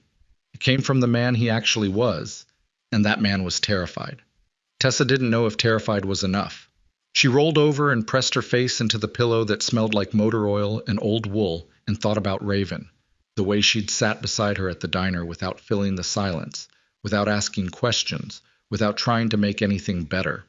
Just present, just there, like a wall between Tessa and whatever was coming next. Nobody had ever been her wall before. She'd always been her own. She slept. And for the first time in months, she didn't dream. Dawn broke gray and vicious. The temperature had dropped another 10 degrees overnight, and the compound's pipes groaned with the effort of not freezing. Boone came in from watch with frost in his beard and a look on his face that made Graves set down his coffee. We've got company. Graves was at the gate in 30 seconds. Through the chain link, at the far end of the access road where it met the highway, a black sedan sat idling. Exhaust rose from the tailpipe in a white column. The car wasn't moving, wasn't approaching, just sitting there, watching. Virginia plates.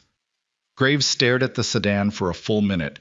Then he turned to Wraith, who had materialized beside him with the quiet inevitability of a man who had spent 2 decades learning to appear exactly where he was needed. They followed us, Wraith said, or they already knew where to look. Graves's voice was stone. Get everyone up. Meeting in 10. Wraith moved. Graves stayed at the gate.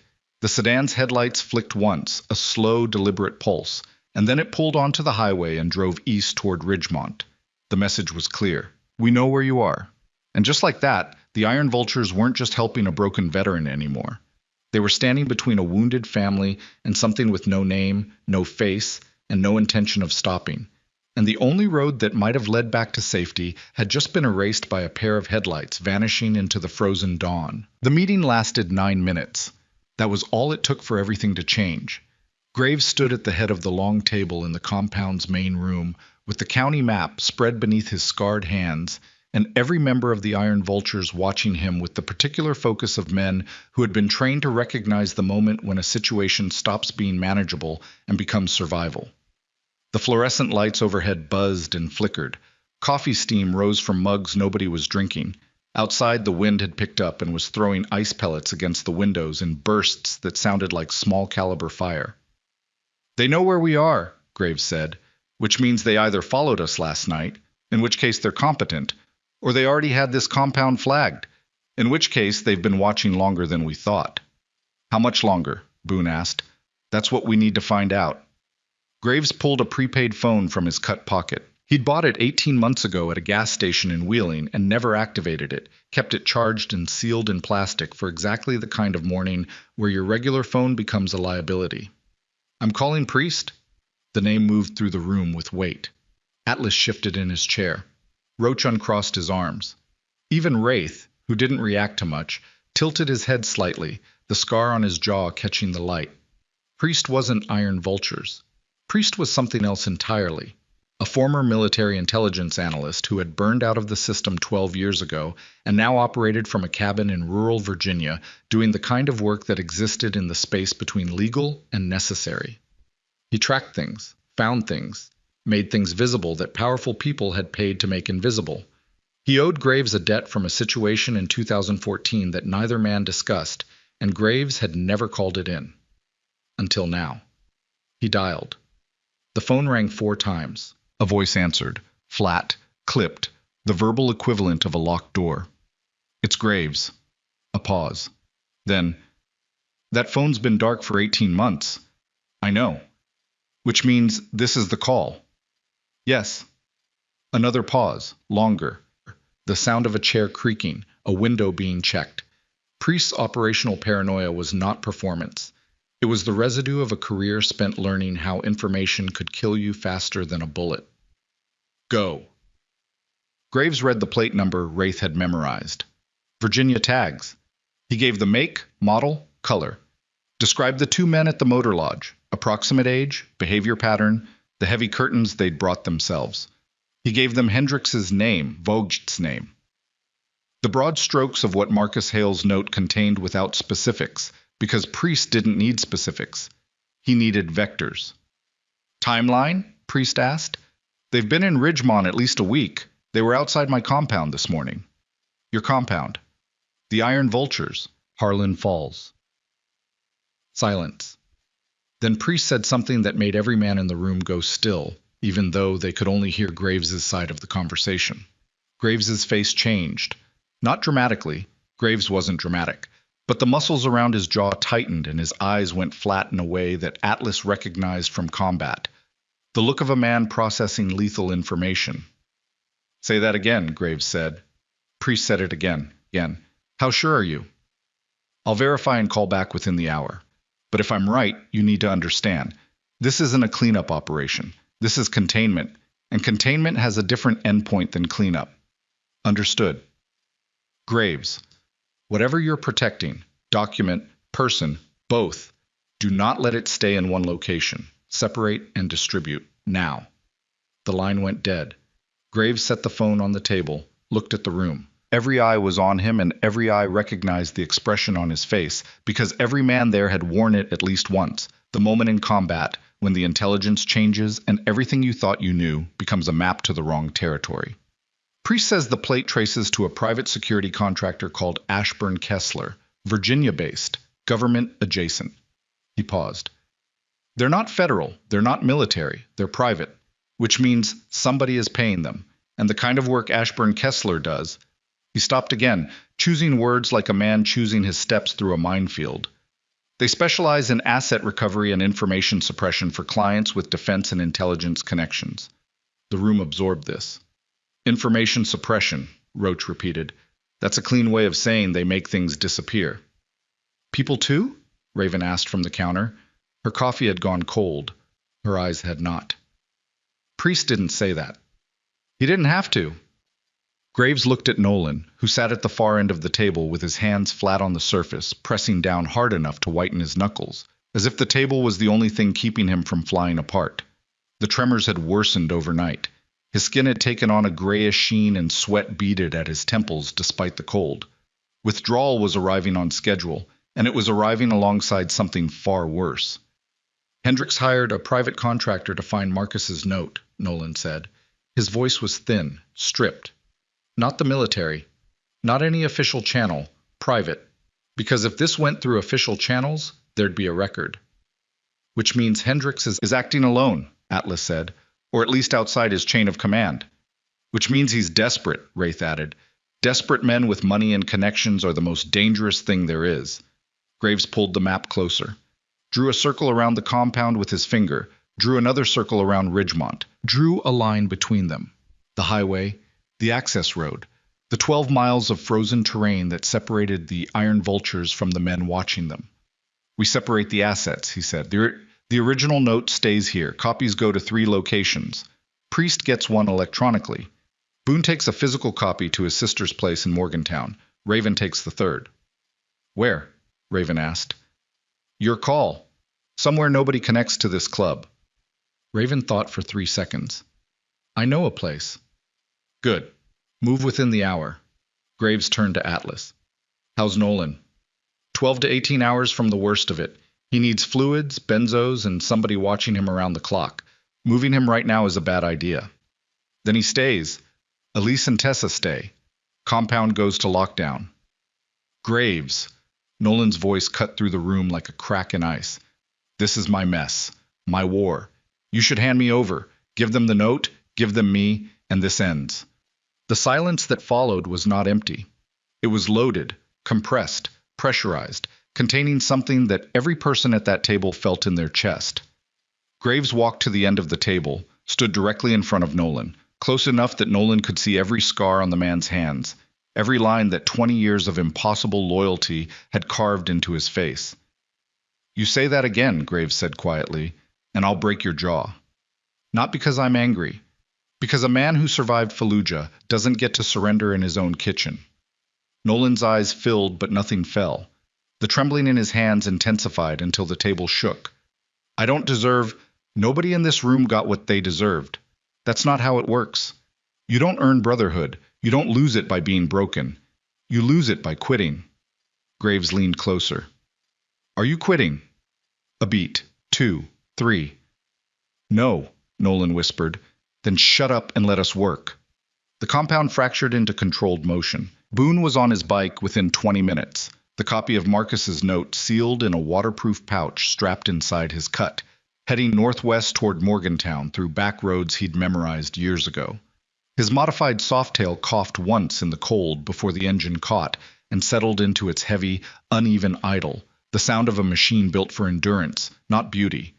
He pulled out of the gate without looking back because looking back was something Marines didn't do, not because they weren't afraid, but because fear was a direction, and the only acceptable direction was forward. Raven left 10 minutes later in the opposite direction. No bike. She took the truck, plates switched with a set roach kept in the storage shed for situations that required anonymity. Tessa watched from the compound window as Raven backed out of the yard, gravel crunching under the tires. Something tightened in the girl's chest. Raven had been in her life for less than 24 hours, and already the absence felt like a wall being removed. Wraith stayed at the gate. Roach took the roof. The compound's main building had a flat tar and gravel top accessible by a rusted ladder, and from there you could see the access road for half a mile in both directions. He sat up there with binoculars, a thermos, and a patience that had been forged in forward operating bases where waiting was the weapon and stillness was survival. Atlas was with Nolan. The withdrawal hit like a train at 1400 hours. It started with the sweats. Nolan's shirt soaked through in minutes, his skin alternating between burning and freezing, his eyes unable to focus on anything for more than a few seconds. Then the nausea came in waves so violent that Atlas had to hold him upright over a bucket while his body tried to purge poison it had been absorbing for years. Easy, Atlas said. Breathe through it. Can't?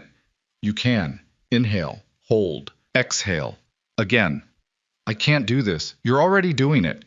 Between episodes, Nolan lay on the cot shaking so badly the frame rattled against the concrete floor. Atlas administered the benzodiazepines in careful, measured doses. Enough to prevent seizures, not enough to substitute one dependency for another. He checked blood pressure every 30 minutes, monitored heart rate, watched Nolan's pupils for the telltale dilation that preceded hallucinations. At 15:30 they started. Nolan bolted upright on the cot, eyes wide, staring at the corner of the room where nothing existed except shadow and a stack of old tires. They're in the room, he hissed. Nobody's in the room. It's me, Atlas. No, they're right there. The kids from the school. They're... His voice cracked into something animal. He tried to stand. Atlas caught him. Nolan fought, not with skill, not with direction, but with the blind, thrashing panic of a man who couldn't tell the difference between memory and reality anymore. Atlas took a hit to the jaw. He didn't let go. He wrapped Nolan in a hold that wasn't aggressive but wasn't gentle either, a restraint born from years of emergency rooms and combat trauma, designed to contain without damaging, and he held on while Nolan screamed at ghosts that only he could see. Nolan, listen to my voice. You are in the Iron Vulture's compound. You are safe. Your daughter is here. Your wife is here. Nobody from that school is in this room. I can see them. I know you can. It's not real. It's the withdrawal. Your brain is misfiring. The chemicals that the alcohol was suppressing are flooding your system and creating images that feel real but are not. I need you to hear my voice and hold on to it. The screaming subsided, slowly, like a siren winding down. Nolan's body went limp in Atlas's arms. Not unconscious, worse than unconscious. Awake and aware and utterly spent, a man who had been fighting for so long that the muscles of resistance had finally given out. Atlas lowered him back to the cot, adjusted the blanket, checked his pulse, rapid but stable. You're going to feel like you're dying for the next 24 hours, Atlas said. You're not dying, but it's going to feel like it. And every time you think you can't take another minute, I need you to remember that your daughter walked 9 miles in a blizzard. If she can do that, you can do this. Nolan's eyes found focus, barely, like headlights through fog. Is she okay? Okay? She's okay. Don't let her hear me. If she hears me screaming, Raven set her up in the far room. She can't hear. Atlas wasn't sure that was true. Compound walls were thick, but sound travels in strange ways through concrete and steel, and a girl who had spent years listening for danger probably had ears tuned to frequencies that most people couldn't detect. But some lies are necessary. Some lies are the only kindness available when the truth is too sharp to hand someone in the dark. Elise heard. She stood in the hallway outside the storage room with her back pressed against the cold wall and her hands over her mouth, and listened to her husband scream. She didn't enter. She didn't knock.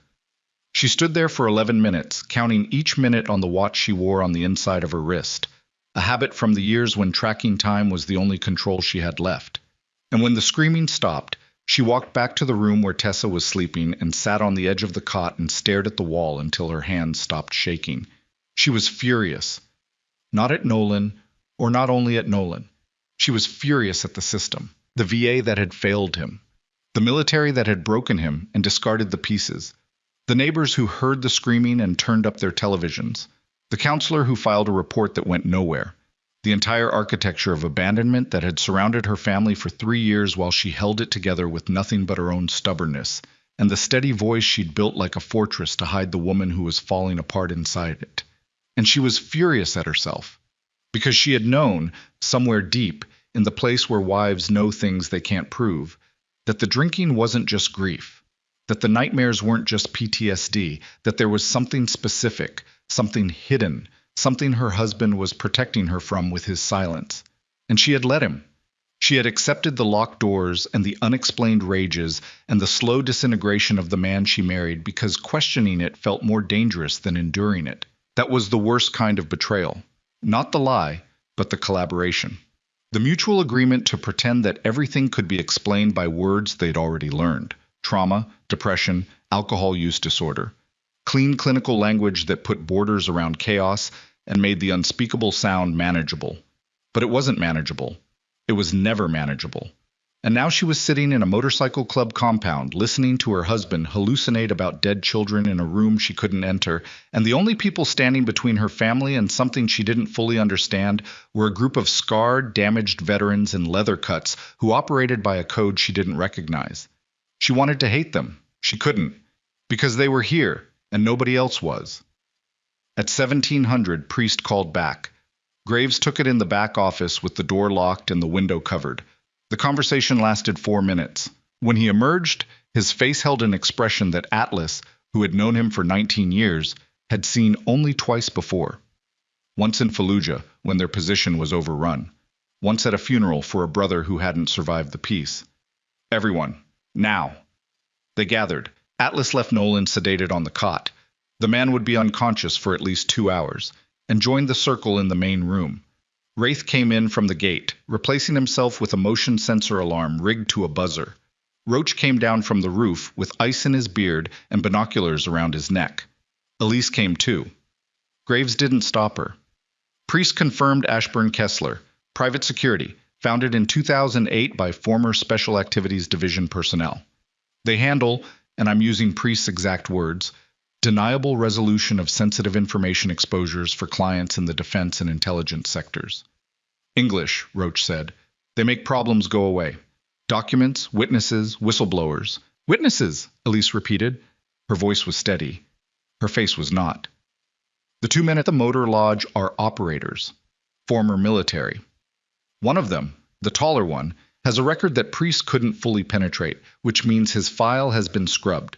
People whose files get scrubbed don't work for accountants. Who's paying them? Wraith asked. That's the part that changes everything. Graves set the prepaid phone on the table. Hendricks retired from active duty in 2019. Currently serves as a senior consultant to the Defense Intelligence Agency.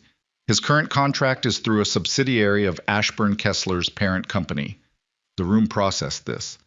He's paying his own people to clean up his own mess, Boone's voice came through the speakerphone. Graves had patched him in from the road. That's not cleanup. That's a closed loop. No external oversight. No checks. Correct. Which means there's no limit to what they'll do. Also correct. Atlas leaned forward. Graves, what else did Priest say? Graves looked at the table. At the map. At the circles he'd drawn that morning. The compound, Ridgemont, the highway between them.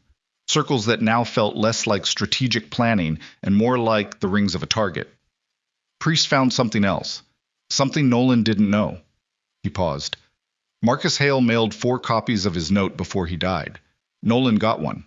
Priest has been tracking the other recipients. 2 of them, former members of the same unit, died within the past year. One in a single vehicle accident in New Mexico. One from an apparent overdose in Florida. The words fell into the room like stones into deep water. Ripples spread outward through every face. 3 copies mailed, 2 recipients dead, both deaths ruled accidental. Graves's voice was controlled, clinical, but his hands on the table were pressed flat and his knuckles had gone white. Nolan is the 3rd. Elise made a sound, not a word, not a cry.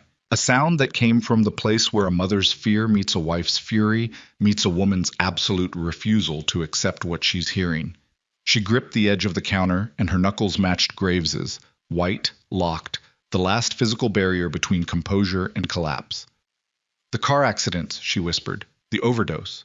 You're saying, I'm saying that 2 men who received the same document as your husband are dead. And the men parked outside my compound work for the same organization connected to the man who wants that document destroyed. So they're going to kill him. Graves didn't answer. The silence was the answer.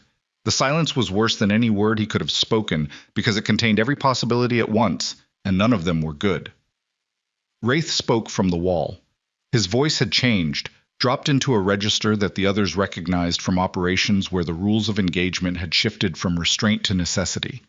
We need to go on offense. Sitting here waiting for them to move is a death sentence. We're not a military unit, Atlas said. We're a motorcycle club. We have exactly what we've always had. Training, discipline, each other. Wraith pushed off the wall. I've been in this situation before. Different desert. Same arithmetic. You either move first or you get moved. And do what? Roach's voice was sharp, frustrated. Ride up to the motor lodge and start a war? We're civilians, Wraith. Whatever these men are, we don't start a war. We end their advantage. Wraith looked at Graves. They're operating covertly because this is deniable. The moment it stops being deniable, the moment this gets public, gets legal, gets loud, their whole operation collapses. Ashburn Kessler doesn't survive sunlight. That's the design. They exist in the dark. Graves nodded slowly. Priest said the same thing. If the note goes public, truly public, not filed in a system that can bury it, Hendricks loses. The cover-up becomes the story, and you can't contain a story that's already been told. Public how? Elise asked. Who would publish something like this? Who would believe? There's a journalist, Nolan's voice said. Everyone turned. He stood in the doorway of the main room, barefoot, gray-skinned, shaking so badly he had to hold the doorframe with both hands. Atlas was on his feet instantly. The sedation should have held for another hour. But Nolan held up one hand. "There's a journalist," he repeated. His voice was wrecked, a rasp dragged across gravel, but his eyes were present, focused. The soldier surfacing through the withdrawal like a man coming up from deep water. "Marcus told me before he died. He said if anything happened to him, if the complaints kept disappearing, there was a journalist in D.C. who'd been investigating defense contractor misconduct, independent, not embedded in any outlet Hendricks could pressure." "Name," Graves said. "Caroline Voss. She writes for an independent investigative outlet called The Morrow Report. Marcus had been in contact with her. She has partial information already." "How partial?" "Enough to know Hendricks's name, not enough to print anything. But with the note, she has everything." The room recalibrated. What had been a defensive operation, protect the family, guard the document, survive, suddenly had a vector, a direction. The difference between hiding and fighting. "This is the play," Graves said. "We get the note to Caroline Voss, all 3 pages. Verified, documented, attributable. Once it's published, Hendricks can't contain it. Ashburn Kessler pulls back because public exposure is the one thing they can't operate through. And Nolan's family stops being a target because there's nothing left to suppress. And if they move before we get it published," Boone asked through the speaker, "then we hold the line." "With what?" Graves looked at the men in the room, at the woman standing at the counter, at the broken soldier in the doorway, at the compound around them, concrete and chain link, and the accumulated will of men who had already lost everything and built something from the wreckage. "With what we've always had." The plan took shape over the next 2 hours. Graves would contact Voss through Priest. No direct communication, no traceable lines. A meeting would be arranged. The original note, plus Nolan's testimony, plus whatever corroborating evidence Priest could surface. Meanwhile, the compound would stay on lockdown. Wraith and Roach on rotation. Atlas with Nolan full-time as the withdrawal deepened. But plans require time, and time was the one thing the black sedan had come to take away. At 2200, the motion sensor at the gate triggered. The buzzer screamed through the compound like a wounded animal. Wraith was at the monitor in 4 seconds.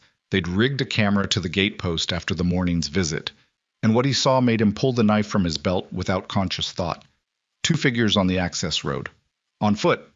Moving toward the gate in the dark with the deliberate, unhurried stride of men who had done this 1,000 times and never needed to rush because rushing was for amateurs. They stopped 30 feet from the fence. One of them raised a hand, open palm, empty, the universal gesture of parley that had been used in every war since men first learned to fight each other. "They want to talk," Wraith said. "Get Graves," Roach said from behind him. Graves was already there. He'd heard the buzzer and moved with the silent, automatic response of a man whose body still operated on combat timing, regardless of what his civilian life pretended. He looked at the monitor. 2 men, dark clothing, no visible weapons, but that meant nothing. Men who worked for organizations like Ashburn Kessler didn't carry weapons visibly. They carried them the way they carried their real identities, close, concealed, accessible in seconds. "I'm going out," Graves said. "Not alone," Wraith said. "Alone. That's what they're offering. A conversation. If I bring a team, it's a confrontation. If I go alone, I find out what they want." "We know what they want. I want to hear them say it." He walked through the compound, past the main room where the neon signs cast their red and blue light over empty chairs, past the storage room where Nolan had collapsed back onto the cot, semi-conscious, Atlas beside him with a blood pressure cuff and a face that said the next 12 hours would be the worst. Past the back room where Tessa lay sleeping and Elise sat awake in the dark, listening to every sound the way a woman learns to listen when the world stops being safe. Graves opened the gate, stepped through, closed it behind him. The 2 men stood in the pool of light from the compound's single floodlight, and up close they were exactly what Wraith had estimated. Mid-40s, fit, the kind of controlled physical presence that comes from years of tactical training. One was tall and angular with close-cropped hair and a face that gave nothing away. The other was shorter, broader, with a calm about him that Graves recognized immediately. The calm of a man who had been in enough rooms to know that he was usually the most dangerous person in them. "You're Graves," the tall one said. Not a question. And you've been sitting in a motor lodge for a week asking questions about my friend. Your friend has something that belongs to our client. Your client doesn't get to own other people's memories. The shorter man smiled. It was a professional smile. Warm, precise, completely empty. We're not here for memories, Mr. Graves. We're here for a document. Specifically, a handwritten letter authored by a deceased Marine named Marcus Hale. Our client believes a copy was sent to Nolan Vale, and our client would like it returned. Returned. That's the word. And if it's not returned? The tall man shifted his weight. A small movement. Meaningless to a civilian. To a veteran, it was a statement. The adjustment of a man redistributing his center of gravity to prepare for action. We'd prefer this to remain a civil conversation, the shorter man said. Our client has no interest in escalation. But you need to understand the landscape. The information in that document, if released, would cause significant damage to individuals who currently serve in positions critical to national security. Our client's interest is not personal, it's institutional. Institutional. Graves let the words sit in the air between them. Is that what you told the two men who received the same letter? The one in New Mexico, the one in Florida? For the first time, something moved behind the shorter man's professional calm. A flicker. A fracture no wider than a hair. But Graves saw it, and what he saw confirmed everything Priest had told him. We're not aware of any other recipients, the shorter man said. Then you're either lying or you're not cleared for the full picture. Either way, this conversation is over. Mr. Graves? My compound, my gate, my decision. Graves took one step back. You tell your client that the iron vultures are not a problem he can manage. We don't disappear. We don't negotiate, and we don't leave our brothers behind. He paused. You've got 30 seconds to walk back to that sedan before I decide this conversation needed more participants. The two men looked at each other. The tall one's jaw tightened. The shorter one's smile returned, but it had changed. Thinner, colder, the mask slipping to reveal the machine underneath.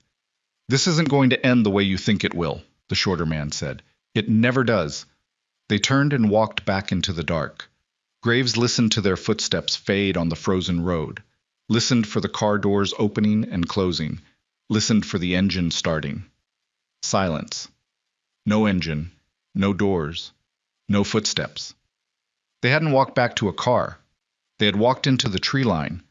Graves stood in the floodlight with the realization settling through his body like ice water. They weren't parked on the road anymore. They were on foot, which meant they were mobile, which meant they could be anywhere along the compound's perimeter within minutes. He turned and walked back through the gate with the measured pace of a man who will not run, because running shows fear, and fear is a weapon he refuses to hand to anyone. He closed the gate, locked it, looked up at the roof where Roach was already scanning the tree line with binoculars. They went into the woods, Graves said. North side. I saw. Wake everyone, full watch. Nobody sleeps tonight. Roach disappeared. Graves stood in the compound yard, breath steaming, and looked up at the black sky where clouds had swallowed the stars. Somewhere behind him, through concrete walls and locked doors, a broken soldier was fighting his way through withdrawal.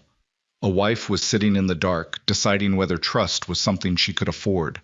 A 13-year-old girl was sleeping because she believed, because her father had told her once, in the last honest moment he'd had before the bourbon stole the rest, that these men would keep their word. And somewhere in the frozen pines beyond the fence, two professionals with training and resources and the backing of a man who had already buried the truth twice were watching. Waiting. Recalculating. The compound lights hummed. The generator rumbled. Nolan's scream echoed faintly through the storage room wall. Another hallucination. Another ghost from Saclawea that the withdrawal had shaken loose. Graves closed his eyes. One breath. Two. When he opened them, the man standing in that yard was not the same man who had opened the gate 5 minutes ago. Something had shifted. Not a decision, because the decision had been made the moment Tessa walked through the blizzard with a 20-year-old photograph. Something deeper. The recognition that protecting Nolan Vale's family was no longer about honoring a debt from Fallujah. It was about becoming the kind of men who could stand between the dark and everything it wanted to consume and refuse to move. The radio on his belt crackled. Wraith's voice, tight and precise. Graves, north perimeter, movement at the fence line, multiple contacts. Graves pulled the radio to his mouth. His hand was steady. His voice was steel. All positions. We hold. And in the frozen dark beyond the compound walls, something that had been watching from a distance for a very long time began, finally, inevitably, to close in. The first breach came at 0347. Wraith saw it on the north camera. A section of chain link peeled back near the drainage culvert where the compound's perimeter met the tree line. Clean cut. Surgical. The kind of work done by men who carried bolt cutters the way most people carried car keys, as standard equipment for a Tuesday night. He keyed the radio twice. 2 clicks. The compound's shorthand for contact confirmed. Graves was already moving. He'd been standing in the main room for the past 4 hours, not sitting, not pacing, just standing near the wood stove with a mug of coffee. He refilled every 40 minutes in a stillness that radiated outward through the concrete walls like a frequency only his men could hear. When the radio clicked, his body shifted from waiting to operational in the space between heartbeats. Position, he said into the radio. North culvert. Fence is cut. No visual on personnel yet. They made the hole and pulled back. Wraith's voice was barely a whisper. He was somewhere along the north wall, moving in the dark with the fluid silence of a man whose entire adult life had been spent learning to exist in spaces between shadows. Roach. Roof. Nothing south or east. West tree line is too dark to read. Atlas. Storage room. Nolan stable. Pulse is elevated, but he's conscious, barely. Raven. No answer. Raven was still out. Had been gone for 7 hours now, with the third copy of Marcus's note, destination unknown. Her silence was either operational discipline or something worse, and Graves couldn't afford to calculate which. Boone. 40 minutes from Morgantown. Boone's voice came through the prepaid phone on the table, patched through on speaker. Road noise behind him. Engine growl. The sound of a man pushing a motorcycle through freezing mountain roads in the dark. Copy's secure. What's happening? They cut the north fence. How many? Unknown. At least 2. Possibly more. A pause.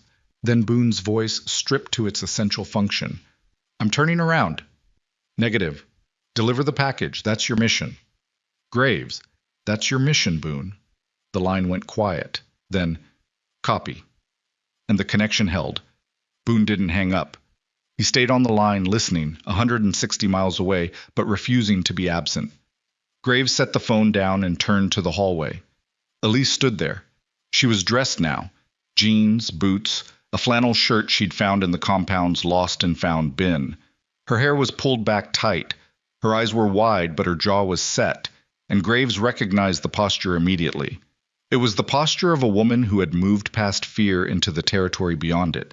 The cold, clear, functional space where mothers operate when their children are threatened. What's happening? She said. Not a question. They're testing the perimeter, looking for response times, mapping our positions. What do you need me to do? Graves studied her for half a second. In that half second, he made a calculation that had nothing to do with tactics and everything to do with the woman standing in front of him. A woman who had survived 3 years of hell without breaking, who had held a family together with nothing but her own will, who had told him to his face that she would destroy him if he lied. Back room, lock the door, keep Tessa quiet and away from windows. If anyone comes through that door who isn't me or one of my people, you scream loud enough to wake the dead. And then what? And then I come. Elise held his gaze, nodded once, turned and walked down the hallway with steps that didn't hurry, because hurrying was a luxury for people who hadn't already been through the worst. Graves moved to the storage room. Atlas was crouched beside the cot where Nolan lay on his side, curled, shaking, his skin the color of wet ash. An IV line ran into his left arm.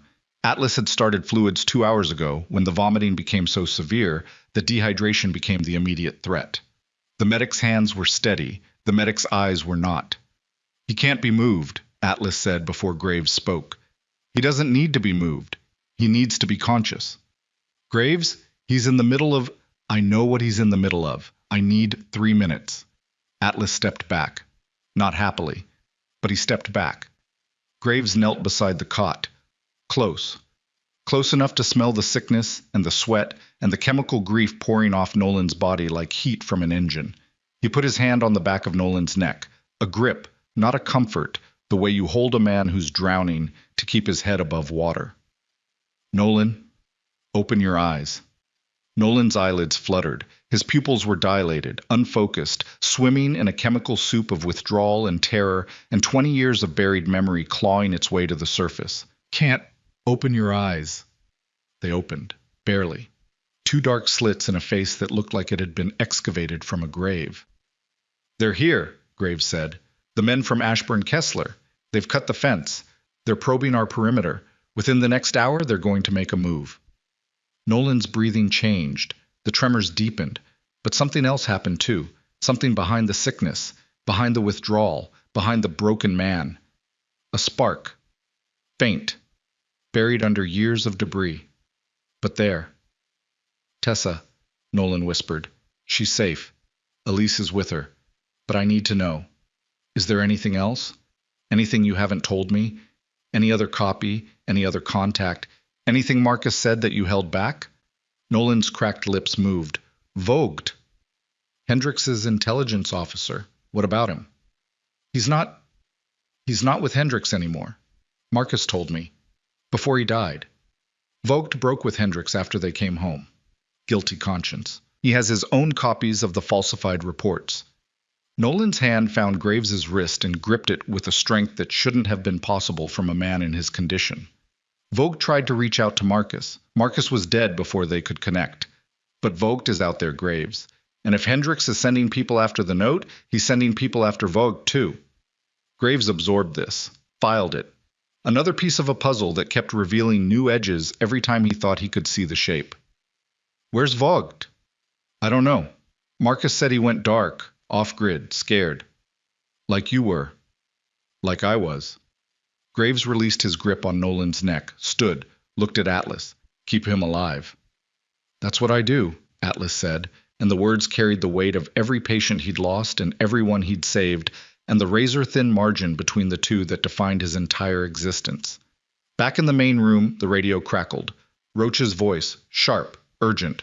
West tree line, 2 figures. Moving south along the fence. They're carrying something. Can't identify. Graves was at the west window in 3 strides. The compound had 4 high-mounted security lights, but the west side faced the thickest stretch of forest, and the light only penetrated 20 feet before the pines swallowed it. Beyond that perimeter of visibility, darkness operated like a country with its own laws. Wraith, status. I'm at the north breach. They haven't come through yet. The cut is bait. They want us watching the hole while they move on the west side. Classic. Distract and flank. These weren't amateurs deciding tactics on the fly. This was a rehearsed pattern executed by men who had done it before and would do it again. And the only thing standing between their plan and its completion was a group of aging veterans in a concrete building surrounded by chain link that had already been breached. Wraith, relocate west. Roach, keep eyes on those figures. Nobody engages. I want to know what they're carrying. 90 seconds of silence. The generator hummed. The wood stove cracked and popped. Somewhere in the back of the compound, Tessa made a sound in her sleep. A whimper, soft. The kind of sound that a girl makes when her subconscious knows something her waking mind hasn't accepted yet. Then Roach's voice. Graves. They set something at the base of the west fence. Both figures retreating into the trees. What is it? Can't tell from here. Small, dark. Could be a charge, could be a sensor, could be a toolbox. I need to get closer. Negative. Stay on the roof. Graves, if it's a breach charge, I said stay on the roof. Graves stood in the main room and made the kind of calculation that civilians never have to make and soldiers never forget. The math of limited resources against unlimited threat, the algebra of sacrifice where every variable is a human being. He had 4 men in the compound. 2 potential threats at the west fence. At least 1 confirmed breach point at the north culvert. A family of 3 in the back rooms, one of whom was barely conscious. And a perimeter that was designed to keep out curious teenagers and stray dogs, not trained operators. The prepaid phone on the table buzzed. Not Boone, not Priest, an unknown number. Graves picked it up, said nothing. Mr. Graves, the shorter man's voice, the professional calm. But there was something beneath it now. An edge, a tightness. The sound of a man whose timeline was being compressed by forces above his pay grade. I'm going to make this simple. You have something our client needs. Our client's patience has a limit. That limit expires in 1 hour. And then what? And then the nature of this conversation changes. It changed when you cut my fence. A pause. That was reconnaissance. What comes next is resolution. You're threatening a building full of combat veterans with families inside. Think about what that sentence means. I've thought about it. I've also thought about the fact that you have no external support, no law enforcement alliance, and no legal standing to possess classified material. You are, in every meaningful sense, alone. We've been alone before. Not like this. The professional calm cracked slightly, not with emotion, but with something colder. Certainty. 1 hour, Mr. Graves. Send the document out through the front gate. All copies. Mr. Vale comes with it for a voluntary debrief. Everyone else walks away clean. That's a better offer than anyone else in this situation has ever received. Graves looked at the hallway where Elise had disappeared, at the storage room door where a broken man was fighting to stay alive, at the back rooms where a 13-year-old girl slept because she trusted a promise made by men she'd met 2 days ago. Counteroffer, Graves said. You and your partner walk back to Virginia tonight. You tell Hendricks that Marcus Hale's note is already with a journalist, already verified, and will be published within 72 hours regardless of what happens in this compound. You tell him that every copy is distributed, every recipient is protected, and the only thing his money is buying him now is a head start before the story breaks. Silence on the line. Graves could hear the man breathing, controlled, steady, but faster than before, calculating, recalculating. That's a bluff, the man said. One way to find out. If you're lying, I don't bluff. Ask anyone who's known me for more than 5 minutes. The line went dead. Graves set the phone down. His hand was steady. Inside his chest, something was hammering with the force of a machine. Not fear, not exactly, but the physiological reality of a body that understood on a cellular level that the next 60 minutes would determine whether everyone in this building survived the night. Wraith? Here. West side. They've retreated to the tree line. Whatever they placed at the fence, they're not approaching it. It's a camera, Roach said from the roof. Infrared. I can see the emitter. They're building a surveillance picture. Which means they're not coming in yet. They're gathering intel for a planned entry. Or they're waiting for the hour to expire. Same thing. Graves turned to the room. The neon signs hummed overhead, red, blue, the iron vulture's insignia casting a skeletal bird shadow across the floor. He looked at it, at the dog tags in its talons, at the patch on his own chest that he'd worn for 19 years through grief and wreckage, and the long, slow war of learning to be a man who deserved to survive. He keyed the radio. All positions. They gave us 1 hour. We're going to use it. The next 40 minutes were the most concentrated burst of operational activity the Iron Vulture's compound had seen since its founding. Graves worked the prepaid phone with surgical precision, 3 calls in rapid succession. The first to Priest. Move the timeline. Get the note to Voss tonight. Not tomorrow. Tonight. Electronically. Full document. Tell her it comes with a source willing to testify on record. Priest's response was 2 words. Sending now. The second call to Boone, forget Morgantown. I need you to find someone. Former military intelligence officer named Vogt, captain. Served under Hendricks in the Fallujah task force. He went dark, but he's carrying evidence. Priest will send you what he has. Find him. Boone's response, copy, and Graves, I'm heading back after. I know you are. The third call was the one that cost him. He dialed a number he hadn't used in 6 years. A number belonging to a man he'd sworn he'd never contact again. A former Iron Vulture's member named Judge. Road name earned because he'd been a JAG officer before he was a biker, before the drinking and the discharge and the years of wandering that brought him to the club and then back out of it when the demons got louder than the engines. The phone rang 7 times. Graves almost hung up. Yeah. Judge's voice was thick, groggy, the voice of a man pulled from sleep at 4 a.m. It's Graves. A long silence. Then, I thought we were done. We are, but I need a lawyer tonight, and you're the only one who understands what I'm about to tell you. I'm not a lawyer anymore, Graves. I haven't... You passed the bar. The disbarment was overturned on appeal 3 years ago. Priest told me. You've got your license back, and you're working out of a solo practice in Charlottesville. Graves paused. I know more about your life than you think. I kept track. That's what brothers do. Another silence, longer. The sound of sheets moving, a light clicking on. Talk, Judge said. Graves talked. He laid out everything. Marcus's note, Hendricks, Ashburn Kessler, the two dead recipients, the operators outside his compound, the journalist, Vogt. He talked for 6 uninterrupted minutes, while Judge listened with the focused silence of a man whose training was reactivating in real time.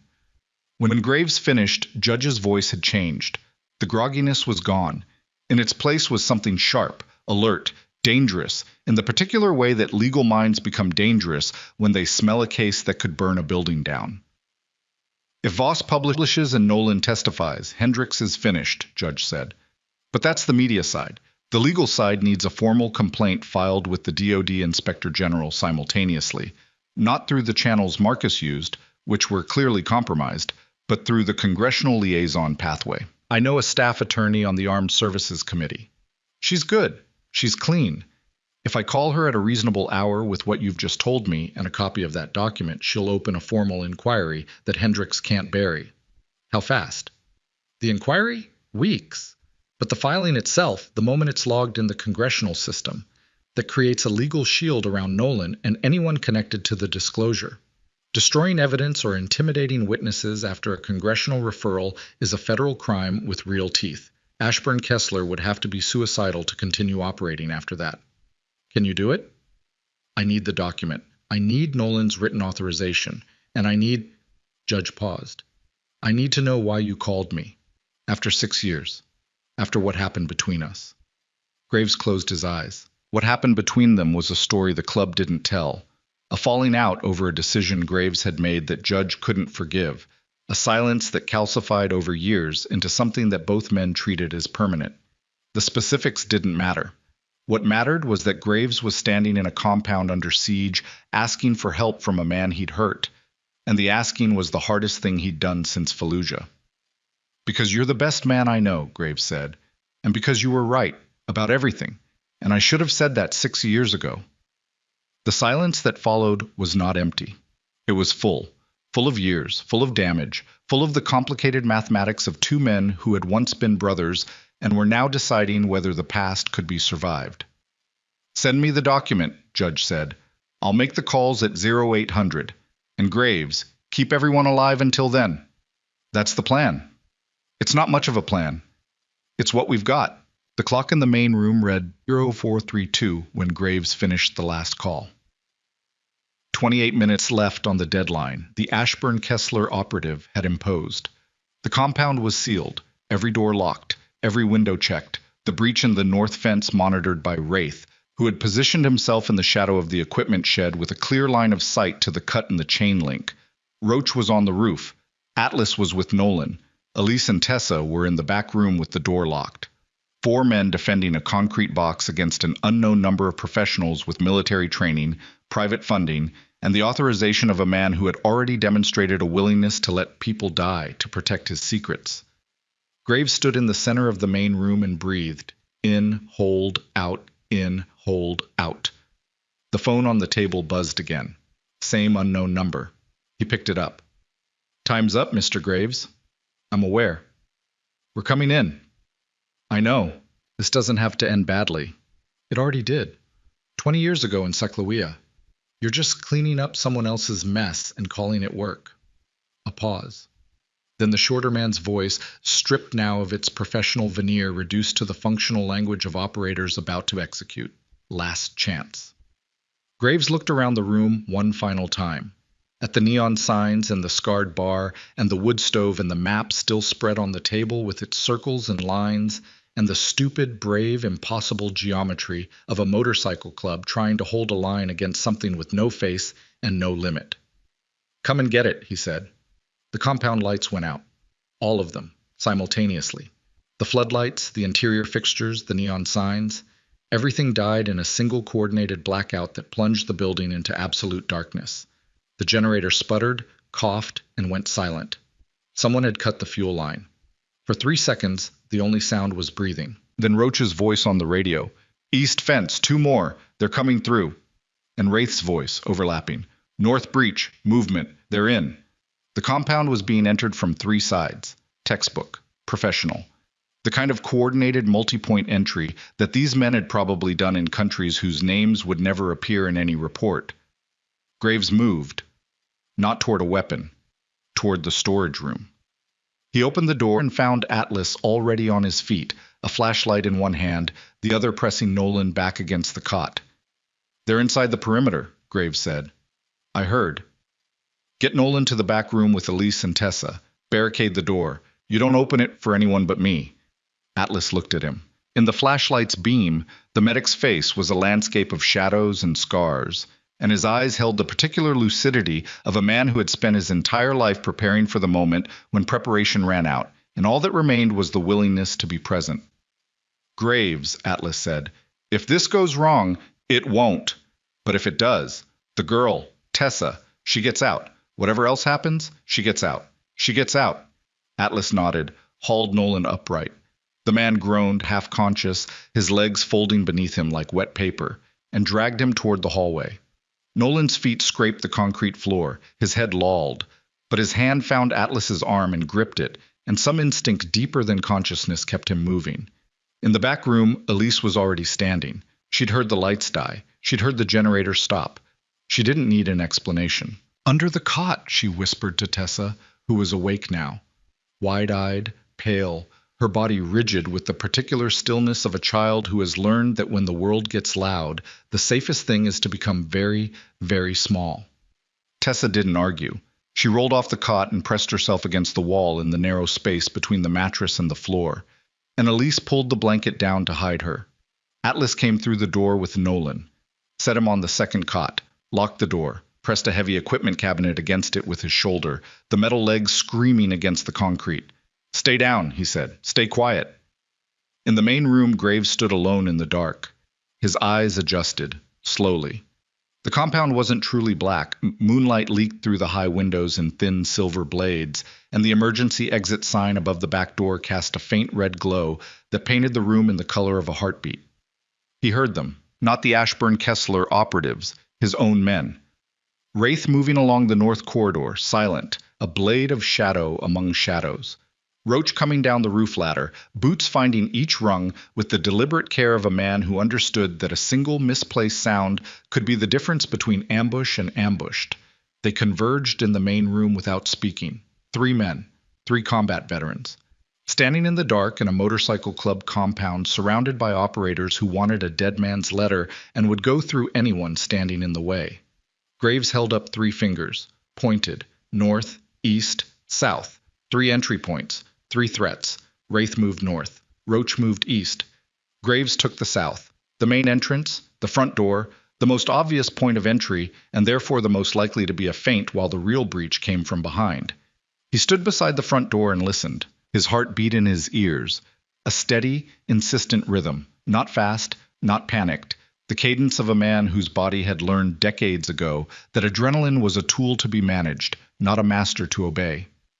Footsteps outside. Close. 2 sets. Moving along the south wall toward the main entrance. Graves pressed his back against the wall beside the door. Breathed. Waited. The door handle turned, slowly, testing.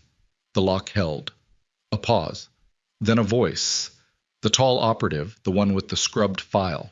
Low, directed at his partner. "Breach and clear. South entrance is locked. Move to the service door." Their footsteps redirected. East side, where Roach was waiting. Graves keyed his radio. 1 click, warning. The service door on the east side was a heavy steel fire exit that opened outward.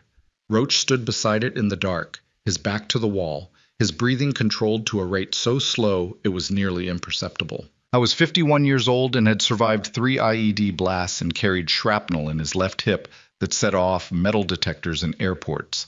And he was standing in the dark, waiting for a door to open, with the same patience he'd applied to every impossible situation he'd ever faced. The patience of a man who had learned that survival was not about speed or strength, but about the willingness to be completely present in the moment when everything depended on what you did next. The door rattled, once, twice. The lock mechanism was industrial, designed for fire safety, not security, and the sound of tools working against it was precise, methodical, professional. Then, from outside, distant but unmistakable, the sound of a motorcycle engine. Not one, multiple. The deep, rolling, synchronized thunder of Harleys running in formation, getting louder, closer, coming up the access road at speed. Roach heard it, Wraith heard it, Graves heard it, and the men at the service door heard it too. The tools stopped. The footsteps paused. The engines grew louder, louder. The compound walls vibrated with the sound, a physical force, a tremor in the concrete, the accumulated horsepower of machines built to devour highways, and the men who rode them built to devour anything that stood in the way of their brothers. Headlights hit the compound fence, swept across the building, filled the high windows with white light that cut through the darkness like a blade through cloth. Raven's voice on the radio, sharp, fierce, alive. Gate. Now. Open the gate. Graves ran. Not walked. Ran. Through the main room, through the yard, across the frozen gravel to the gate, where headlights blazed through the chain link, and the sound of engines was so loud it replaced thought itself. He threw the gate open. Raven's truck came through first, tires spinning on ice, fishtailing, correcting. Behind her, 2, 4, 6, 8 motorcycles, riders in leather cuts with patches. Graves didn't recognize, not iron vultures, something else. Men and women from other chapters, other clubs, other lives, called by Raven. Through a network that existed below the surface of the world, a web of veterans and riders and broken people who had found each other in the spaces that civilian society had abandoned. The compound yard filled with machines and exhaust, and the organized chaos of reinforcements arriving at a position that had been seconds from being overrun. Raven jumped from the truck. Her face was wind-burned, her braid half undone, her eyes wild with the kind of energy that comes from driving for 7 hours through frozen mountains to gather an army. "I made some calls," she said. Graves looked at the riders. 12, 14, more headlights coming up the access road. Men dismounting, women pulling helmets off, leather and chrome and exhaust steam and the collective presence of people who had answered a phone in the middle of the night and ridden through a blizzard because someone they trusted said the word. "Who are they?" Graves asked. "Everyone I know," Raven said. "Every vet I've ridden with. Every chapter that owes us. Every person who's ever been told by the system to sit down and shut up and decided that sitting down wasn't an option." She looked at him. "You said hold the line. I went and got more line." From the tree line beyond the compound, where the Ashburn-Kessler operatives had been closing in through the dark, there was nothing. No movement, no sound, no shadows. 20-plus motorcycles in a compound suddenly full of veterans had changed the math. Whatever operational calculus the shorter man had been running, small team, isolated target, limited resistance, had just been rewritten by a woman on a borrowed phone in a network of broken people who refused to stay broken. Graves stood in the gate of his compound and watched the headlights fill the yard and listened to the engines idle in the cold and felt something shift in the architecture of the night. Not victory. It was too early for victory, and he was too old to confuse reinforcements with resolution, but something. Wraith appeared beside him. They pulled back, all positions. The moment the bikes hit the access road, they vanished. They'll regroup. Of course. But not tonight. Not against this. Graves nodded, looked east where the sky was beginning to lighten. The faintest suggestion of gray along the ridgeline, the first whisper of a dawn that this compound had not been certain it would see. His phone buzzed. A text from Priest. 4 words. "Voss has the document." Graves read it twice. Then he looked at Wraith, and for the first time in 72 hours, something moved across his face that wasn't strategy or vigilance or the controlled mask of command. It was relief. Exhausted, provisional, dangerous relief. The kind that comes not from knowing you've won, but from knowing the thing you were protecting has reached the only place where it can no longer be destroyed. "It's out," Graves said. "The note. It's with the journalist." Wraith closed his eyes, opened them. "Then it's over." "No." Graves turned back toward the compound where Nolan Vale lay shaking on a cot in a locked room, where Elise sat in the dark with her arms around a daughter who had started all of this by walking through a blizzard, where Atlas kept watch over a man who was fighting through the worst night of his life to reach a morning he wasn't sure he wanted. "It's not over." The exposure is the beginning. The trial is the beginning. The investigation, the testimony, the public record, all of it is the beginning. He looked at the sky, at the gray light spreading along the ridge, at the riders filling his compound with engines and leather, and the accumulated will of people who had learned the hardest lesson the world teaches: that the system will fail you, that institutions will abandon you, that the only thing standing between the dark and the people it wants to swallow is other people, imperfect and scarred and stubborn enough to show up. The beginning of what? Wraith asked. Graves watched the dawn. Somewhere inside, through concrete walls and locked doors, he heard a sound, faint, muffled, unmistakable. Tessa was crying. Not in fear, not in pain, in relief. The sound of a girl who had carried something too heavy for too long and had finally felt it begin to lift.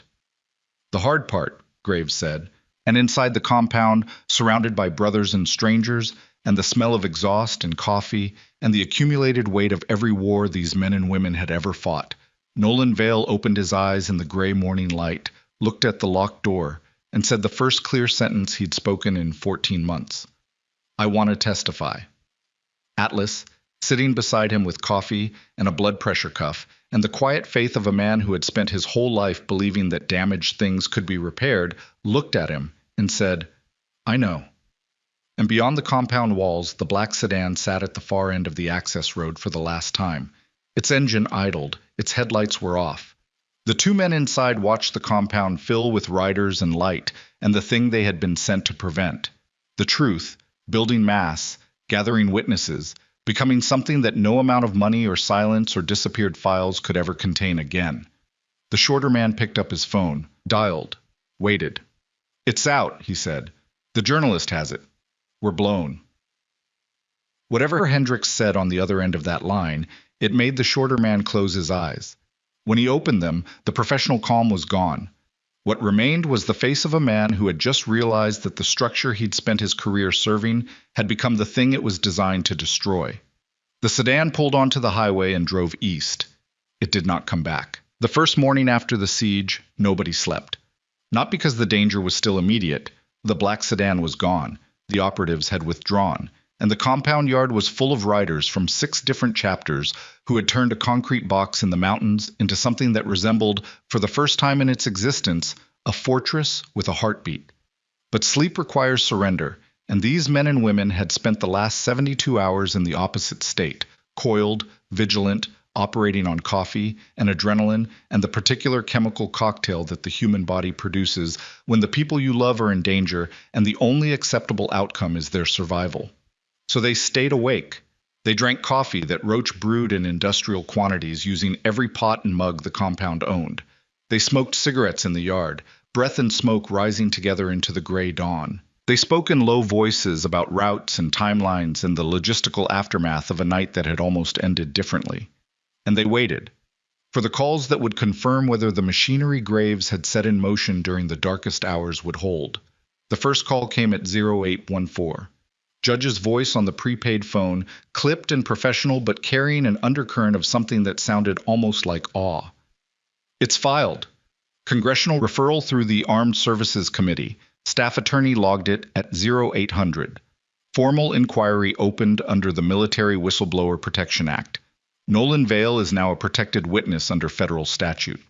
Anyone who interferes with his testimony, destroys evidence, or attempts intimidation is looking at 5 to 15 years. Graves held the phone and let the words settle through his body like warmth returning to frozen limbs. He stood in the back office with the door closed and one hand on the desk, and for 3 seconds he allowed himself the luxury of closing his eyes. Hendricks? He asked. The committee is requesting his appearance, voluntary for now. But Priest tells me the journalist, Voss, is publishing tonight.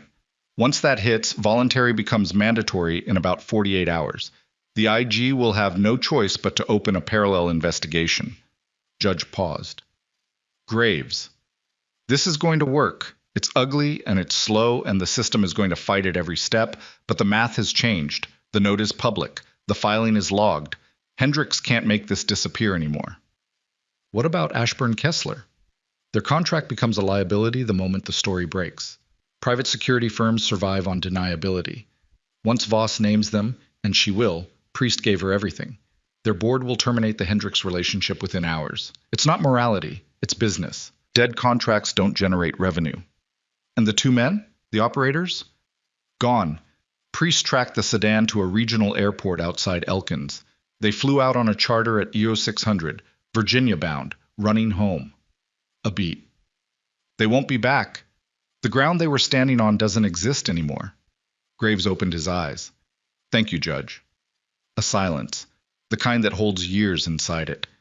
Don't thank me. Just take care of that family. They've earned it. Copy. And Graves? Yeah. We're not done. You and me. When this settles, we talk. About everything. I know. The line went quiet. Graves set the phone down and stood in the back office for a long moment, looking at the wall where a faded Iron Vultures banner hung beside a photograph of the club's founding members. 12 men in a parking lot in 1997, young and wrecked and freshly discharged, standing around motorcycles they'd bought with separation pay and rebuilt with hands that didn't know what else to do with the violence still living in them. He'd been one of those 12, the youngest. 26 years old with a piece of Iraqi shrapnel still lodged near his spine and a conviction, stupid, stubborn, unshakable, that the men standing beside him in that parking lot were worth building something for. 28 years later, in a compound surrounded by riders who had come through a blizzard because a woman named Raven made phone calls in the dark, that conviction had proven itself the only thing he'd ever believed in that hadn't let him down. He walked out of the office and into the main room where the morning light was finally coming through the high windows, catching the dust motes and the cigarette smoke and turning them into something that looked, from the right angle, almost like gold. It's done, he said. The room exhaled. Not cheered, not celebrated. Exhaled.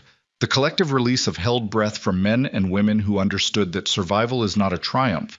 It's a continuation, and the weight of what it costs doesn't lift just because the threat has passed. Roach sat down heavily at the bar and put his head in his hands. Wraith leaned against the wall and closed his eyes, his scarred face tilted toward the ceiling, and his lips moved once, silently, privately, a word or a name that belonged only to him. Two of the visiting riders from other chapters, a woman with a prosthetic hand and a man whose neck tattoo covered a burn scar from Kandahar, embraced in the corner without speaking, holding each other with the fierce, unself-conscious grip of people who had learned that physical contact was sometimes the only language adequate to the moment. Atlas emerged from the storage room. He looked like a man who had been awake for 36 hours because he had been awake for 36 hours. His hands were steady. They were always steady when they needed to be. But his eyes were red-rimmed and the lines in his face had deepened overnight into something that aged him 10 years. Nolan through the worst, he said. Vitals are stabilizing. The hallucination stopped about an hour ago. He's coherent. Weak, but coherent. He paused. He's asking for Tessa. Graves looked toward the back rooms. Get her. Atlas walked down the hallway and knocked on the locked door. 3 knocks, pause, 2 knocks. The pattern they'd established during the night, so Elise would know it wasn't a stranger. The cabinet scraped against concrete. The lock clicked. The door opened. Tessa stood in the doorway. She was wearing the same clothes she'd arrived in 3 days ago. The oversized marine sweatshirt, the jeans that had dried stiff from the blizzard walk. And her hair was tangled and her face was pale, and she looked, in the gray morning light, like exactly what she was, a 13-year-old girl who had walked through fire and come out the other side still standing. Your dad wants to see you, Atlas said. Tessa didn't move immediately. She looked at Atlas, at his tired eyes, his scarred hands, the blood pressure cuff still hanging from his pocket like a talisman, and asked, Is he really better? He's better today. Tomorrow's tomorrow. But today, right now, he's in there and he's asking for you. And that's a different man than the one we found 2 days ago. Tessa looked back at her mother. Elise stood behind her, one hand on the doorframe, and the expression on her face was the most complicated thing in the building. Hope and caution and exhaustion and love and anger, all layered on top of each other like geological strata, each one deposited by a different catastrophe, each one real. Go, Elise said softly. I'll be right here. Tessa walked down the hallway. Her sneakers squeaked on the concrete. She stopped outside the storage room door, and for a moment she stood there with her hand raised, not touching the handle, not moving, frozen in the particular paralysis of a person who wants something so badly that the possibility of disappointment feels more dangerous than the certainty of absence. She opened the door. Nolan was sitting up on the cot. Not lying down, sitting. His back was against the wall and his legs were drawn up, and his hands were resting on his knees, and those hands were still trembling, but less, visibly less. The difference between a storm and its aftermath. His face was gaunt, his skin was gray, and his eyes, those eyes that had been hollow and chemical and absent for so long, were clear. Not bright, not healed, but present, focused. There. He looked at his daughter, and his face did something that it hadn't done in 3 years. It softened, not into a smile that would come later, in weeks and months, earned back slowly the way all real things are earned, but the hardness that had calcified around his features like scar tissue over a wound, the set jaw, the flat gaze, the permanent flinch, loosened, just enough, just barely. "Hey, kid," he said. Tessa stood in the doorway and felt every wall she'd built over 3 years of survival, the walls that kept her from crying in school, the walls that kept her from screaming when the furniture broke, the walls that let her walk 9 miles in a blizzard without stopping, begin to crack, not collapse. Crack. Because walls don't come down all at once. They come down the way they went up, one brick at a time, one moment at a time, one proof at a time that the world outside them might be safe enough to face without armor. "You look terrible," she said. Nolan's mouth twitched. "Yeah, I feel terrible." "Good. You should." "I know." She crossed the room, sat on the edge of the cot, not close enough to touch, close enough to be reached. The distance was deliberate, a space that said, "I'm here, but you have to meet me halfway, and I'm going to watch very carefully whether you do." "Atlas says you want to testify," she said. "I do."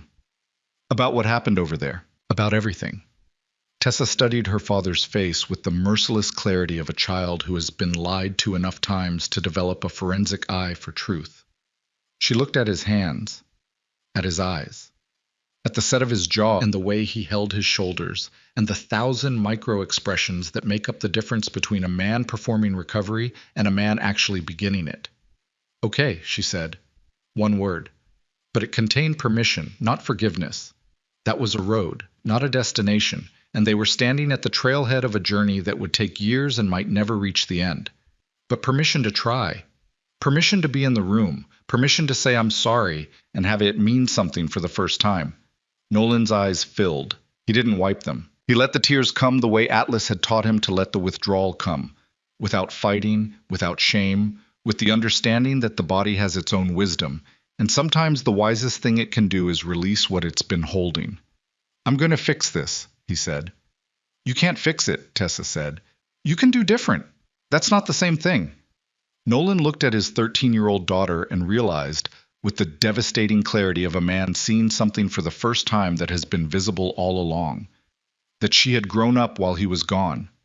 Not gone overseas, gone in the house, gone at the kitchen table, gone behind the bottles and the nightmares and the locked doors. She had grown up alone in the same rooms where he was present but absent. And the person sitting beside him now was not the little girl he remembered, but a young woman who had been forged by his failure into someone harder and braver than he deserved. "You're right," he said. "Different. I can do different." Tessa reached out and put her hand on his wrist. Not his hand. His wrist. A precise, careful gesture, feeling for the pulse beneath the skin.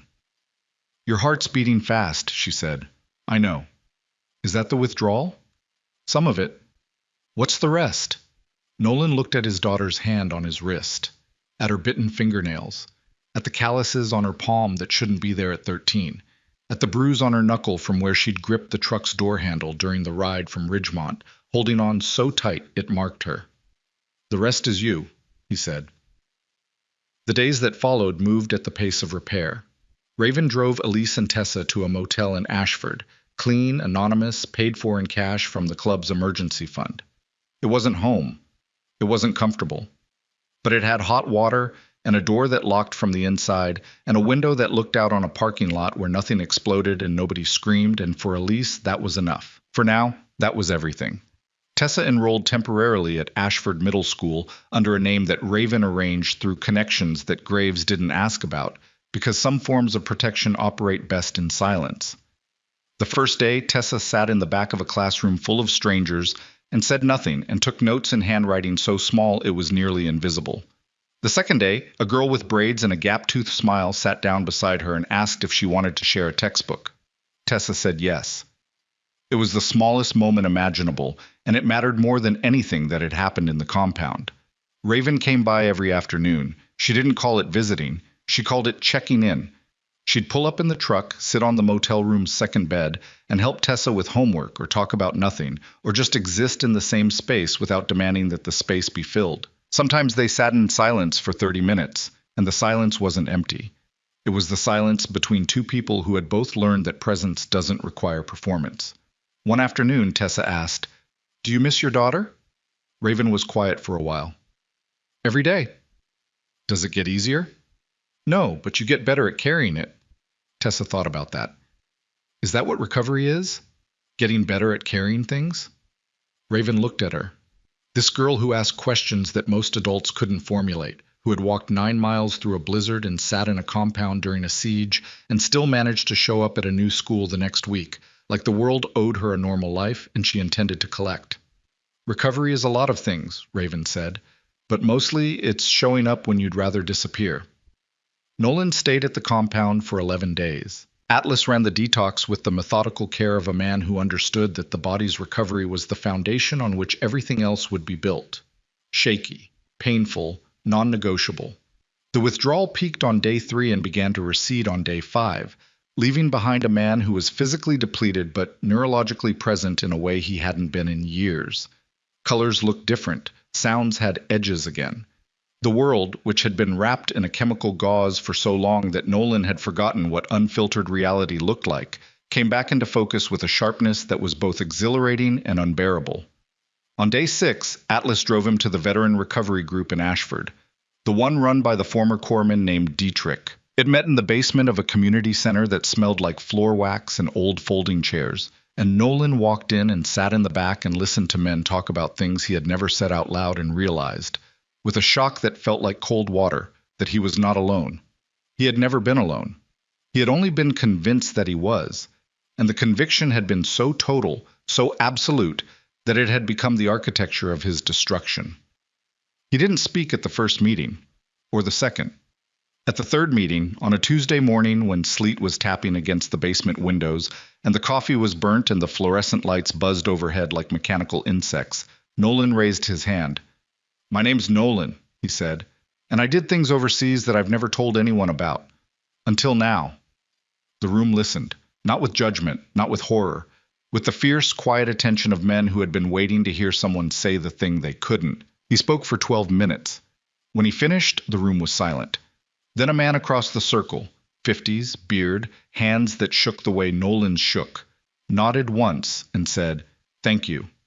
2 words. But they landed like the first rain after a drought. Not enough to heal the damage, but enough to prove that rain was still possible. Caroline Voss published 3 weeks after the siege. The article ran on the Morrow Report under a headline that Graves read on his phone in the compound's back office at 6 in the morning while the coffee machine gurgled and the winter sun threw long shadows across the map that was still pinned to the wall. He read it twice. Then he set the phone down and sat in the chair and stared at the wall for a long time. The story named Hendricks, named Ashburn Kessler, named the operations, the falsified reports, the dead recipients. It cited Marcus Hale's note, not in full, but in sufficient detail to make the evidence undeniable. It included a statement from Nolan Vale, identified by name with his consent, describing what he had witnessed and endured. And it included a second source, a former intelligence officer named Vogt, located by Boone through a chain of contacts that stretched across 4 states, who had provided his own copies of the original after-action reports and confirmed every detail Marcus had documented. The congressional inquiry accelerated. The Inspector General opened a formal investigation. Hendricks retained a lawyer and released a statement through his attorney denying all allegations, which was the legal equivalent of a man boarding up windows during a hurricane, technically a response, practically useless. Ashburn Kessler terminated their relationship with Hendricks within 48 hours of publication, just as Judge had predicted. The firm released a statement expressing its commitment to ethical practice and its intention to cooperate fully with any investigation. The statement was 3 paragraphs of carefully constructed emptiness, and nobody who read it believed a word. For Nolan, the aftermath was not victory. Victory implies an enemy defeated, a conflict resolved, a clear line between before and after. What Nolan experienced was something messier, harder, more real. The slow, grinding work of rebuilding a life from materials that had been shattered so thoroughly that many of the pieces no longer fit together the way they once had. He attended meetings, every Tuesday and Thursday. He saw a therapist, a civilian psychologist in Ashford who specialized in combat trauma and who spent the first 3 sessions simply letting Nolan sit in silence, because she understood that a man who had been screaming for 20 years sometimes needed to learn what quiet sounded like before he could speak. He took medication, the right medication, prescribed properly, monitored by Atlas, and for the first time since coming home from war, the chemical noise in his head reduced to a manageable hum.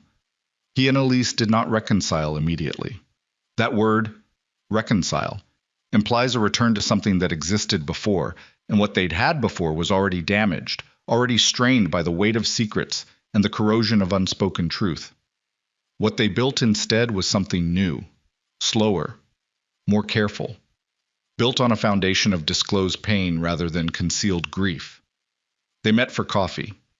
In the Ashford diner, in a booth by the window where the morning light came in sideways, and you could watch the street outside and feel, for an hour at a time, like the world was simply a place where people had breakfast instead of a minefield. The first coffee lasted 20 minutes. Elise asked questions, hard ones, the kind she'd been storing for 3 years, about the nights he disappeared into the garage, about the phone calls that made him go pale, about the man she'd married versus the man who lived in her house. Nolan answered everyone, not perfectly, not completely, but honestly, which was the only currency she was willing to accept. "I don't know if I can trust you again," she said at the third coffee meeting. Her voice was steady. Her eyes were not. "I know," Nolan said. "I don't need you to trust me. I need you to watch me, and decide over time whether what you see matches what I say." Elise looked at him across the table, at the man who was thinner, older, clearer-eyed than the man she'd locked doors against, at the hands that weren't shaking this morning, at the coffee he drank slowly, deliberately, a man relearning the taste of things he'd drowned in bourbon for years. "Okay," she said, "I'll watch." It wasn't forgiveness. It was something better, the willingness to keep the door open while the evidence accumulated one morning at a time. Spring came late to the mountains. The snow held on through March and into April, stubborn and gray, and when it finally melted, the water ran down the ridgelines in streams that carved new paths through the softening earth.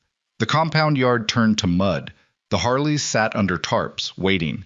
The neon signs buzzed in the evenings, and the wood stove still threw its heat, and the iron vultures went about the daily work of being a club. Maintenance runs, fundraisers, the unglamorous machinery of men who had organized their damage into something functional. The annual memorial ride was scheduled for the first Saturday in May. Graves announced it at church, the club's term for a full membership meeting, held in the main room with the doors locked and the cuts on and the bylaws observed. He stood at the head of the table and looked at faces that had aged visibly since winter, Wraith with new lines around his scar, Atlas with a tremor in his left hand that hadn't been there 6 months ago, Roach moving slower, Boone's brace creaking louder. Raven, unchanged. Raven always looked like Raven, carved from something that weather couldn't touch. "We ride Saturday," Graves said. "Full formation. Veterans Memorial outside Harlan Falls. All chapters invited." "Nolan?" Atlas asked. "He rides with us. If he's ready." Nolan was ready.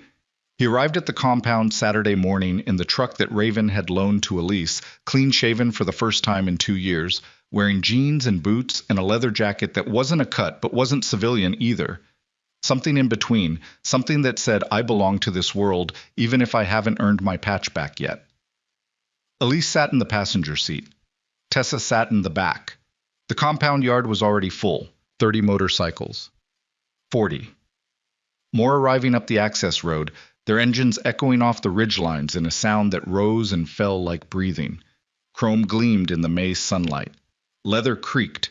American flags snapped from makeshift poles mounted on sissy bars and luggage racks, and the collective rumble of idling engines was so deep and so constant that you stopped hearing it as sound and started feeling it as pulse. Graves stood by his Road King and watched Nolan walk across the yard. The man moved differently now. Not healed. Healing doesn't look like wholeness. It looks like a limp that a man has learned to carry with dignity. Nolan walked with the careful, deliberate gait of someone who was paying attention to every step because he'd learned the cost of not paying attention, and his eyes moved across the compound with the alert, grateful focus of a man seeing something clearly for the first time. He stopped in front of Graves. Neither man spoke for a moment. The May breeze carried the smell of engine oil and wet earth and coffee from the open compound door. "You look like hell," Nolan said. "You look better." "Low bar." "It's a start." Nolan looked at the motorcycles, at the riders, at the flags and the chrome and the collected evidence of a community that had formed itself around the simple, stubborn refusal to let any of its members disappear. "I never thanked you," he said. "Don't." "Graves, you pulled me 400 yards through open fire in Fallujah. I spent 3 months in your house, drinking your coffee and scaring away men in sedans. We're not even close to even, and we never will be, so stop keeping score and get in the truck." Nolan almost smiled. It was a fragile thing, the musculature of happiness relearning its function after years of disuse. But it was real. The ride to the memorial took 45 minutes. The column stretched half a mile, Harleys 2 abreast, flags whipping, engines synchronized into a sound that drivers on the highway would pull over to watch, and that pedestrians in the small towns along the route would stand on their porches to hear, not because they understood what it meant, but because they could feel it, the way you feel thunder before you understand the storm. Nolan rode in the truck with Elise and Tessa. He sat in the passenger seat this time. Elise drove. The shift was small and enormous. A man letting someone else take the wheel. A woman accepting the responsibility. A marriage redefining its terms in the quiet language of who sits where and who controls the direction. Tessa sat in the back and watched the motorcycles through the rear window. The sunlight caught the chrome and threw reflections across her face, bright, scattered, moving. She pressed her hand against the glass. "Mom." "Yeah?" "I want to learn to ride." Elise looked in the rear-view mirror. Tessa's face was serious, determined, lit from behind by the reflected chrome of 40 motorcycles carrying men and women who had shown her what it looked like when broken people chose to be strong instead of afraid. "We'll talk about it," Elise said. Tessa smiled. It was the first full smile Elise had seen from her daughter in over a year, and it hit her somewhere in the chest that she'd forgotten existed, the place where hope lives when it stops being an abstraction and becomes a fact. The Veterans Memorial stood on a hillside outside Harlan Falls, a granite wall inscribed with names, surrounded by a gravel lot and a circle of flagpoles, and the kind of silence that exists only in places where the dead are remembered by the living.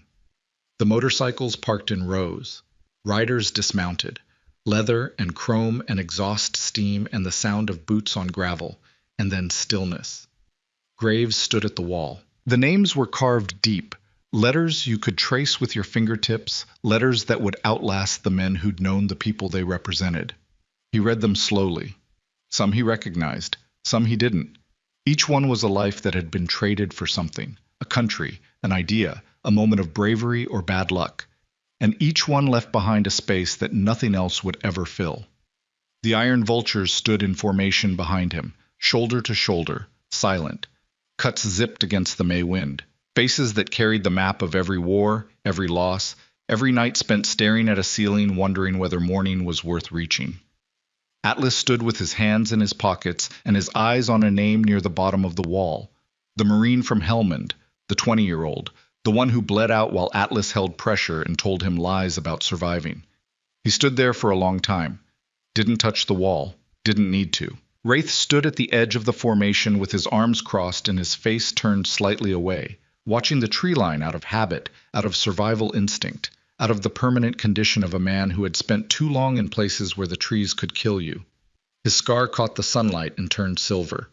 Boone stood with his weight shifted to his good leg, his brace clicking softly with each breath, and he held a small American flag in his massive hand, the kind they sell at hardware stores for $1, and pressed it into the soft earth at the base of the wall beside a name that nobody else in the formation knew but that he would carry to his grave. Raven stood beside Tessa. She didn't plan it that way. The girl simply appeared at her side during the walk from the parking lot, falling into step beside her with the natural gravity of someone who had found their orbit. They stood together in the May wind with the flag snapping overhead and the names on the wall holding still, and Raven put one hand on Tessa's shoulder without looking at her, and Tessa leaned, just slightly, just enough, into the weight of it. Graves eventually stepped forward. He pulled the old war photograph from his cut, the one Tessa had carried through the blizzard, the one that started everything, and held it up against the wall. 2 young men in a desert, unbroken, before. Then he turned and found Nolan. Nolan stood at the back of the formation with Elise beside him. His hands were in his jacket pockets. His face was raw with the May wind and with something else. The unprotected exposure of a man who had lived behind walls for 20 years and was standing, for the first time, in the open. Graves walked to him, held out the photograph. "We never stopped being your brothers," he said. Nolan took the photograph, looked at it, at the young man he used to be, at the young man Graves used to be. At the distance between that desert and this hillside and the 20 years of damage and silence and bourbon and locked doors that lay between them, like a country they'd both had to cross to reach this moment. He didn't say thank you. Thank you was too small. He didn't say sorry. Sorry was behind him. Not gone, not forgotten, but behind him, a landmark on a road he was no longer traveling. He said, "I'm here." And Graves nodded, because that was enough. That was everything. A man who had been drowning for 20 years, standing upright on a hillside in May, saying the only words that mattered: "I'm here, present, accounted for, alive." The formation held for another minute. Then Graves turned back to the wall, and the silence deepened into something that was not sad and not happy, but simply true. The truth of men and women standing together in a place built for remembrance, honoring the dead by refusing to join them. Afterward, they rode. The column reformed on the highway and headed west toward the sunset, 40 motorcycles and a pickup truck carrying a family that was not fixed, not whole, not finished, but moving. The engines rolled like thunder across the mountain roads, and the sound traveled through the valleys and over the ridgelines and faded into the distance the way all sounds fade, slowly, reluctantly, leaving behind a vibration in the air that you could feel long after the noise itself was gone. Tessa pressed her face against the truck's rear window and watched the motorcycles until they were points of light on the highway behind her. The chrome caught the last of the sunset and threw it back in flashes. Orange, gold, gone. She didn't know what came next. None of them did. Recovery was not a destination. It was a direction. A series of mornings, each one requiring the decision to get up and try again.